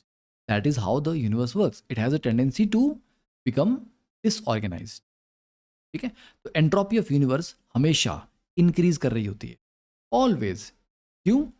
क्योंकि यूनिवर्स एक आइसोलेटेड सिस्टम है और उसमें बहुत सारे स्पॉन्टेनियस प्रोसेस साइमल्टेनियसली हो रहे हैं, और हर एक स्पॉन्टेनियस प्रोसेस में एंट्रोपी आपकी बढ़ेगी अगर वो आइसोलेटेड सिस्टम में हो रहा है, और एंट्रोपी ऑफ यूनिवर्स इसी वजह से हमेशा बढ़ रही होती है। ठीक है।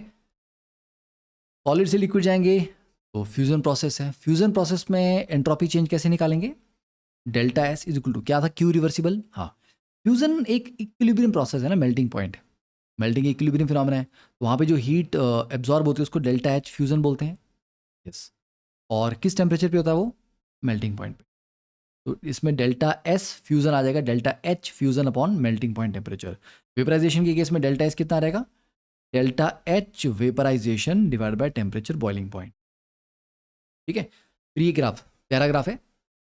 यहाँ पे क्या बच्चों, जब हम टेम्परेचर बढ़ाते हैं तो एंट्रोपी कैसे बढ़ती है?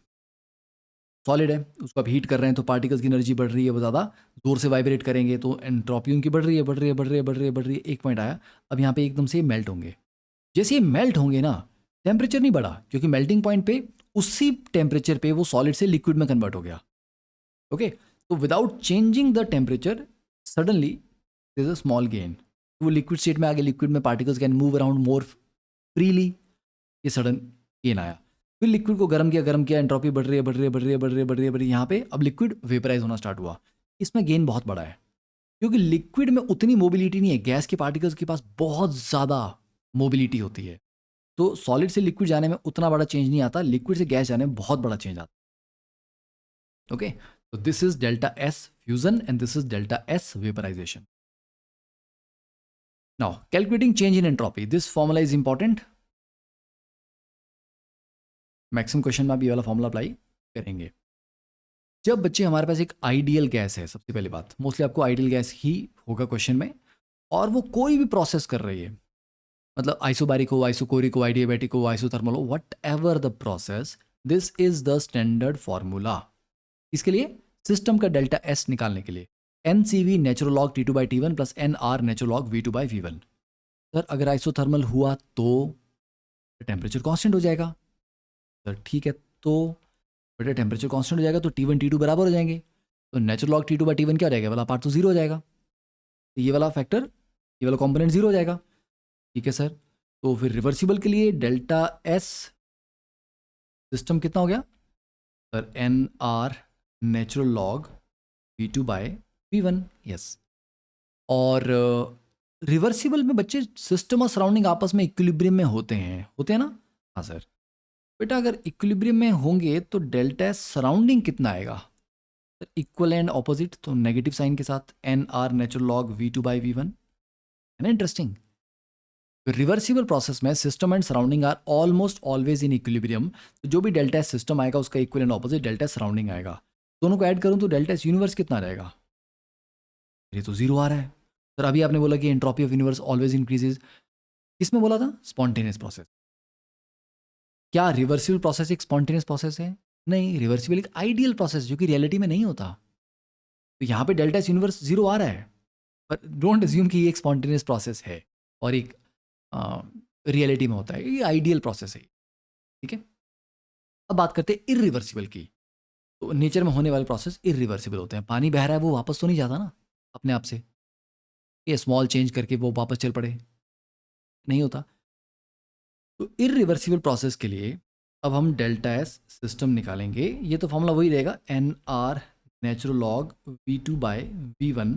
बट अब इरिवर्सिबल में system and surrounding are not in equilibrium, तो इक्वल एंड ऑपोजिट नहीं होगा वो। तो क्या होगा सर, डेल्टा सराउंडिंग, सराउंडिंग में वही हीट आएगी जो सिस्टम छोड़ेगा। yes. चलो, Q surrounding upon temperature, standard formula है एंट्रोपी का, Q अपॉन टेम्परेचर। हाँ, सराउंडिंग को वही हीट मिलेगी जो सिस्टम छोड़ेगा। सिस्टम ने 50 हीट छोड़ी, उसका -50, सराउंडिंग ने वो गेन की, उसका +50। तो Q surrounding is minus of Q system. ठीक है, now delta U is Q plus work. Yes, and isothermal process में डेल्टा U जीरो होता है क्योंकि टेम्परेचर कांस्टेंट है। Yes, Q is minus of work. Yes, minus of Q is plus work. Yes, V delta V upon temperature. तो कुछ ऐसा है आपका। ठीक है, समझ गए। 1 सेकेंड, साइन यहाँ पे, हाँ साइन चेंज करना पड़ेगा, work is actually minus of P delta V होता है। Q is minus of minus P delta V, Q is plus P delta V, तो माइनस ऑफ Q कितना आ जाएगा, minus of P delta V। ठीक है, ये याद रखें। तो यहाँ पे अगर आप देखेंगे डेल्टा एस यूनिवर्स वो ग्रेटर देन जीरो ही आएगा, और ये मैथमेटिकली प्रूव होता है। ठीक है, we don't have time for that, but ये मैथमेटिकली प्रूव होता है। समझ गए, तो ये स्टैंडर्ड फॉर्मूला है। आइसोथर्मल में ये वाला पार्ट जीरो हो जाता है, इसका ये बचा। ठीक है, आइसोकोरिक में वॉल्यूम बराबर हो जाएंगे तो ये वाला पार्ट जीरो हो जाएगा, ये बचेगा। ठीक है, तो सिंपल है। एडियाबैटिक में क्या होगा, एडियाबैटिक में रिवर्सिबल की बात करें तो Q ही जीरो है, तो डेल्टा सिस्टम और डेल्टा सराउंडिंग दोनों जीरो, क्योंकि delta is equal to Q upon temperature. जब Q ही जीरो हो गया तो ना सिस्टम ने कोई हीट छोड़ी ना बाहर से गेन की, सराउंडिंग को भी कोई कुछ मिला नहीं, तो उसका भी डेल्टा जीरो हो गया। व्हाट अबाउट इरिवर्सिबल, यहां पे delta S system is greater than zero and delta S surrounding is zero. Sir ये कैसे, चलो, तो सर ये जीरो कैसे हुआ था ऊपर, ये वाला फॉर्मूला था। पॉइंट ये है, जब एडियाबैटिक की बात करते हैं, हम आपने एक फॉर्मूला पढ़ा ना, CV is equal to R upon gamma -1। इस CV को पुट करो R अपॉन गामा -1। ठीक है, और रिवर्सिबल एडियाबैटिक में PV गामा कांस्टेंट होता है, PV गामा -1 कांस्टेंट होता है। वो अगर अप्लाई करेंगे ना तो ये equation is equal to zero हो जाएगी। ठीक है, ये हो जाएगी। पर इरिवर्सिबल में, इरिवर्सिबल एडियाबैटिक में PV गामा कांस्टेंट अप्लाई नहीं कर पाते। ठीक है, तो इसलिए जब इस इक्वेशन पे आप सारे वेरिएबल्स की वैल्यू पुट करेंगे, सब कुछ करेंगे, तो वो value delta system greater than zero आता ही आता है। हाँ, सराउंडिंग का जीरो क्यों आता है, क्योंकि सराउंडिंग को तो कुछ भी नहीं मिला ना। देखो, सिस्टम के अंदर जो हो रहा है रिएक्शन हो रहा है, what ever it is. Surrounding को तो ना कोई हीट जा रही है ना उससे कोई आ रही है, उसमें तो कोई फर्क ही नहीं पड़ा, उसमें क्यों कुछ चेंज आएगा। इसलिए डेल्टा सराउंडिंग आपका यहाँ पे जीरो है, तो delta S universe will be greater than zero. Isochoric का सिंपल है NCV नेचुरल लॉग P2/P1 और आइसोबारिक का NCP नेचुरल लॉग V2/V1। तो आइसोकोरिक में CV लगता है, आइसोबारिक में CP लगता है। और जब CP होगा तो यहाँ पे वॉल्यूम होगी, CV होगा तो यहाँ पे प्रेशर होगा, है ना। P2/P1 V2/V1, तो आसान है याद करना भी। नेक्स्ट, अब जैसे ये प्रोसेस है, ठीक है, पानी आपके पास सॉलिड है 273 केल्विन पे, तब आइस है, इसको आप H2 गैस 383 केल्विन पे ले जा रहे हो, तो उसका एंट्रोपी चेंज कैसे कैलकुलेट करें? बेटा ये वन स्टेप में नहीं हो सकता, क्योंकि इस दौरान फेज चेंज हुआ, ठीक है। तो H2O पहले सॉलिड से H2O लिक्विड में कन्वर्ट होगा एट 273 केल्विन, मतलब मेल्टिंग होगी उसकी, ठीक है। और मेल्टिंग के लिए डेल्टा एच कितना रहेगा आपका? Delta H fusion divide by melting point temperature. फिर अब ये पानी बन गया ना, अब इसको गर्म करो। कहाँ तक गर्म करो? 100 डिग्री पे गर्म करो उसको, तो 373 केल्विन तक गर्म करो। हाँ, अब ये क्योंकि वाटर लिक्विड से लिक्विड में ही जा रहा है, तो इस टाइम पे आप जो स्टैंडर्ड फॉर्मूला हमारे पास था ये वाला, ये अप्लाई कर सकते हैं, ठीक है, इस सेक्शन के लिए। फिर 373 पे अब ये वेपराइज होगा, तो ये उसी टेम्परेचर पे गैस में कन्वर्ट होगा, सेम टेम्परेचर पे। इसका डेल्टा एच कितना हो जाएगा? Delta H vaporisation upon temperature boiling point. फिर अब ये गैस बन चुका है, हाँ, अब इसको गर्म करो, अब इसको 383 केल्विन पे लेके जाओ, समझ गए? तो इस सेक्शन का कैलकुलेट करेंगे, इसका करेंगे, इसका करेंगे, इसका, 4 सेक्शंस में आपको एंट्रोपी कैलकुलेट करनी पड़ेगी, तब जाके आपके पास टोटल एंट्रोपी की वैल्यू आएगी। Got it? Then entropy increases with molar mass, molar mass बढ़ता है तभी एंट्रोपी बढ़ती है। ग्रेफाइट की स्टैंडर्ड एंट्रोपी डायमंड से ज़्यादा है। वाई? सोचना है इसके स्ट्रक्चर के बारे में कि डायमंड का स्ट्रक्चर कैसा है, all carbon are connected to each other, कोई फ्री इलेक्ट्रॉन वहाँ पे नहीं है, मूवमेंट का स्कोप नहीं है, ग्रेफाइट में है। Then as compounds become more complex, formula ज़्यादा बड़ा बड़ा बड़ा होता जाता है, तब भी एंट्रोपी बढ़ती है। NaCl सिंपल है, एक कैटायन एक एनायन, यहाँ पे ज़्यादा नंबर ऑफ पार्टिकल्स हैं उसमें मॉलिक्यूल के अंदर, यहाँ और ज़्यादा है, तो जैसे जैसे कॉम्प्लेक्स होता जाता है फॉर्मूला, वैसे उसकी एंट्रोपी भी बढ़ती जाती है। Then come second law. Second law simply ऐसा बोलता है कि कोई ऐसा प्रोसेस पॉसिबल नहीं है जिसमें सारी की सारी हीट को हम 100% वर्क में कन्वर्ट कर लें, ठीक है। मतलब 100% conversion of heat into work is impossible. Heat is a low grade energy, work is a higher grade energy. सारी की सारी लो ग्रेड एनर्जी को आप हायर ग्रेड एनर्जी में कन्वर्ट नहीं कर सकते, there will be some form, मतलब कुछ लॉसेस तो वहां पे होंगे ही होंगे। ओके, समझ गए? हाँ, पर reverse is true. 100% conversion of work into heat possible है, ये पॉसिबल है, क्योंकि हायर ग्रेड एनर्जी है वर्क, उसको आप लो ग्रेड एनर्जी में कंप्लीटली कन्वर्ट कर सकते हो विदाउट एनी लॉसेस, ठीक है। और भी कई स्टेटमेंट्स हैं, तो आई थिंक आपने फिजिक्स में भी थर्मोडायनेमिक्स पढ़ा हुआ है, सेकेंड लॉ में आपको ज़्यादा स्टेटमेंट्स पढ़ने को मिली भी होंगी। नाउ अब इसीलिए हमें ना क्या होता है कि केमिस्ट्री में जिन चीज़ों पे ज़्यादा क्वेश्चन आते हैं हमें उन पे ज़्यादा फोकस, क्योंकि थर्मोडायनेमिक्स फिजिक्स में भी है, फिजिक्स में अलग तरह के क्वेश्चन आते हैं, अलग तरह की चीज़ें हम पढ़ते हैं, है सेम ही चीज़, बट हमारा फोकस डिफरेंट है। फिजिक्स में हम किसी और तरह की चीज़ों पे ज़्यादा डिस्कस कर रहे हैं, अलग तरह की प्रॉब्लम सॉल्व कर रहे हैं। केमिस्ट्री में थर्मोडायनेमिक्स को अलग तरह से हम स्टडी करते हैं। देखो, फर्स्ट लॉ था delta U is Q D Q plus D W, और सेकेंड लॉ था D Q reversible T D S, मतलब D S is equal to D Q reversible upon temperature, entropy का फॉर्मूला, यही है बेसिकली सेकेंड लॉ, ठीक है।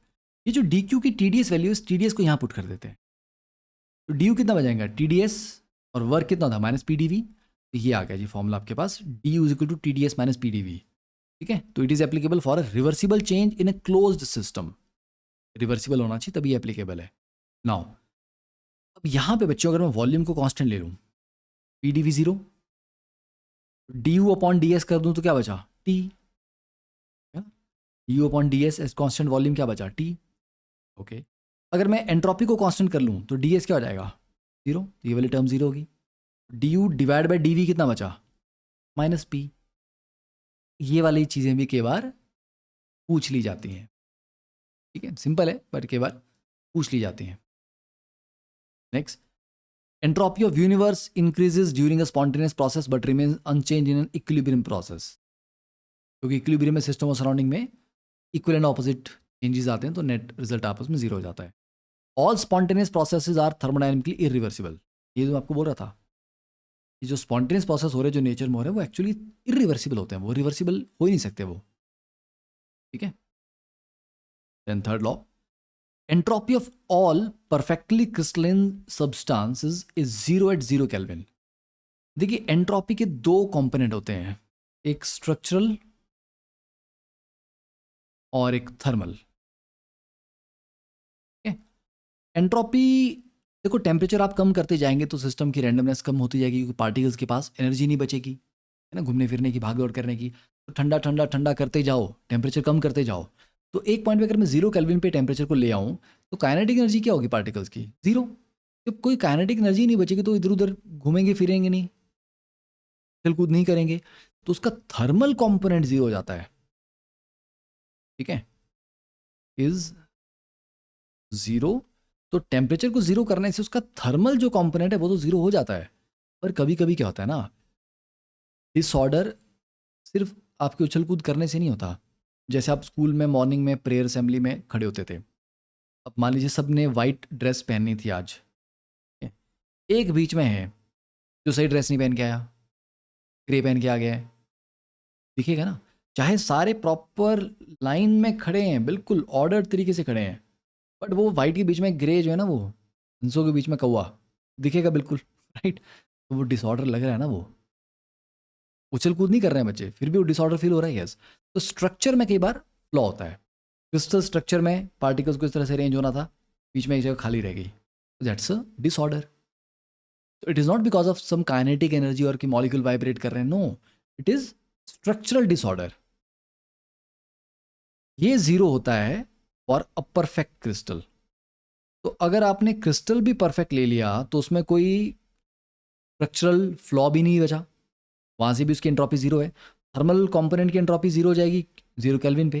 तो zero kelvin हो, परफेक्टली क्रिस्टल सब्सटेंस हो, तो टोटल एंट्रोपी उसकी फिर जीरो हो जाती है। इसलिए परफेक्ट क्रिस्टल बोलना आवश्यक है। एक एक वर्ड की इंपॉर्टेंस होती है।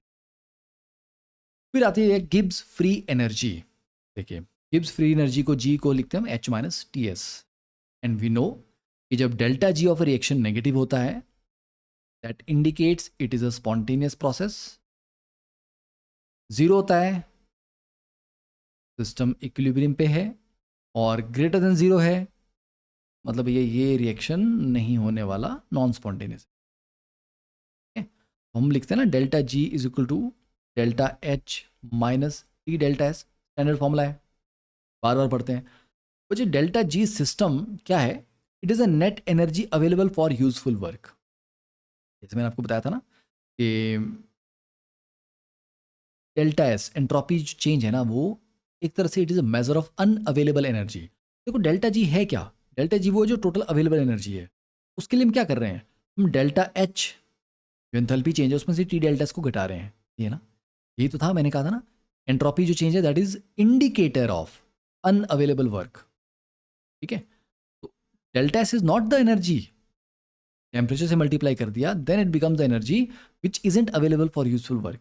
तो ये टोटल एंथैल्पी चेंज था, उसमें से ये एनर्जी भैया इसको खर्च नहीं कर पाओगे तुम, 100 है, ये 30 है बेटा, इसको नहीं खर्च करना है, तो कितना खर्च करते सर, 70 खर्च करते, that becomes your delta G system, energy which is available to perform some work.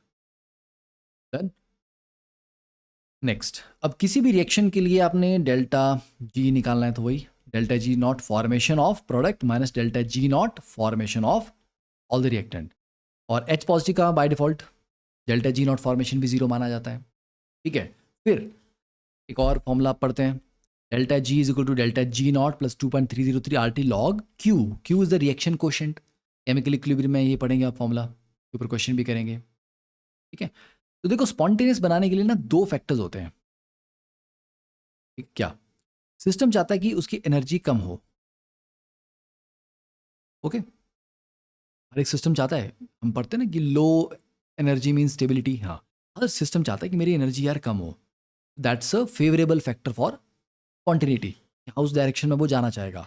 साथ ही साथ वो ये भी चाहता है कि मेरी एंट्रोपी बढ़े।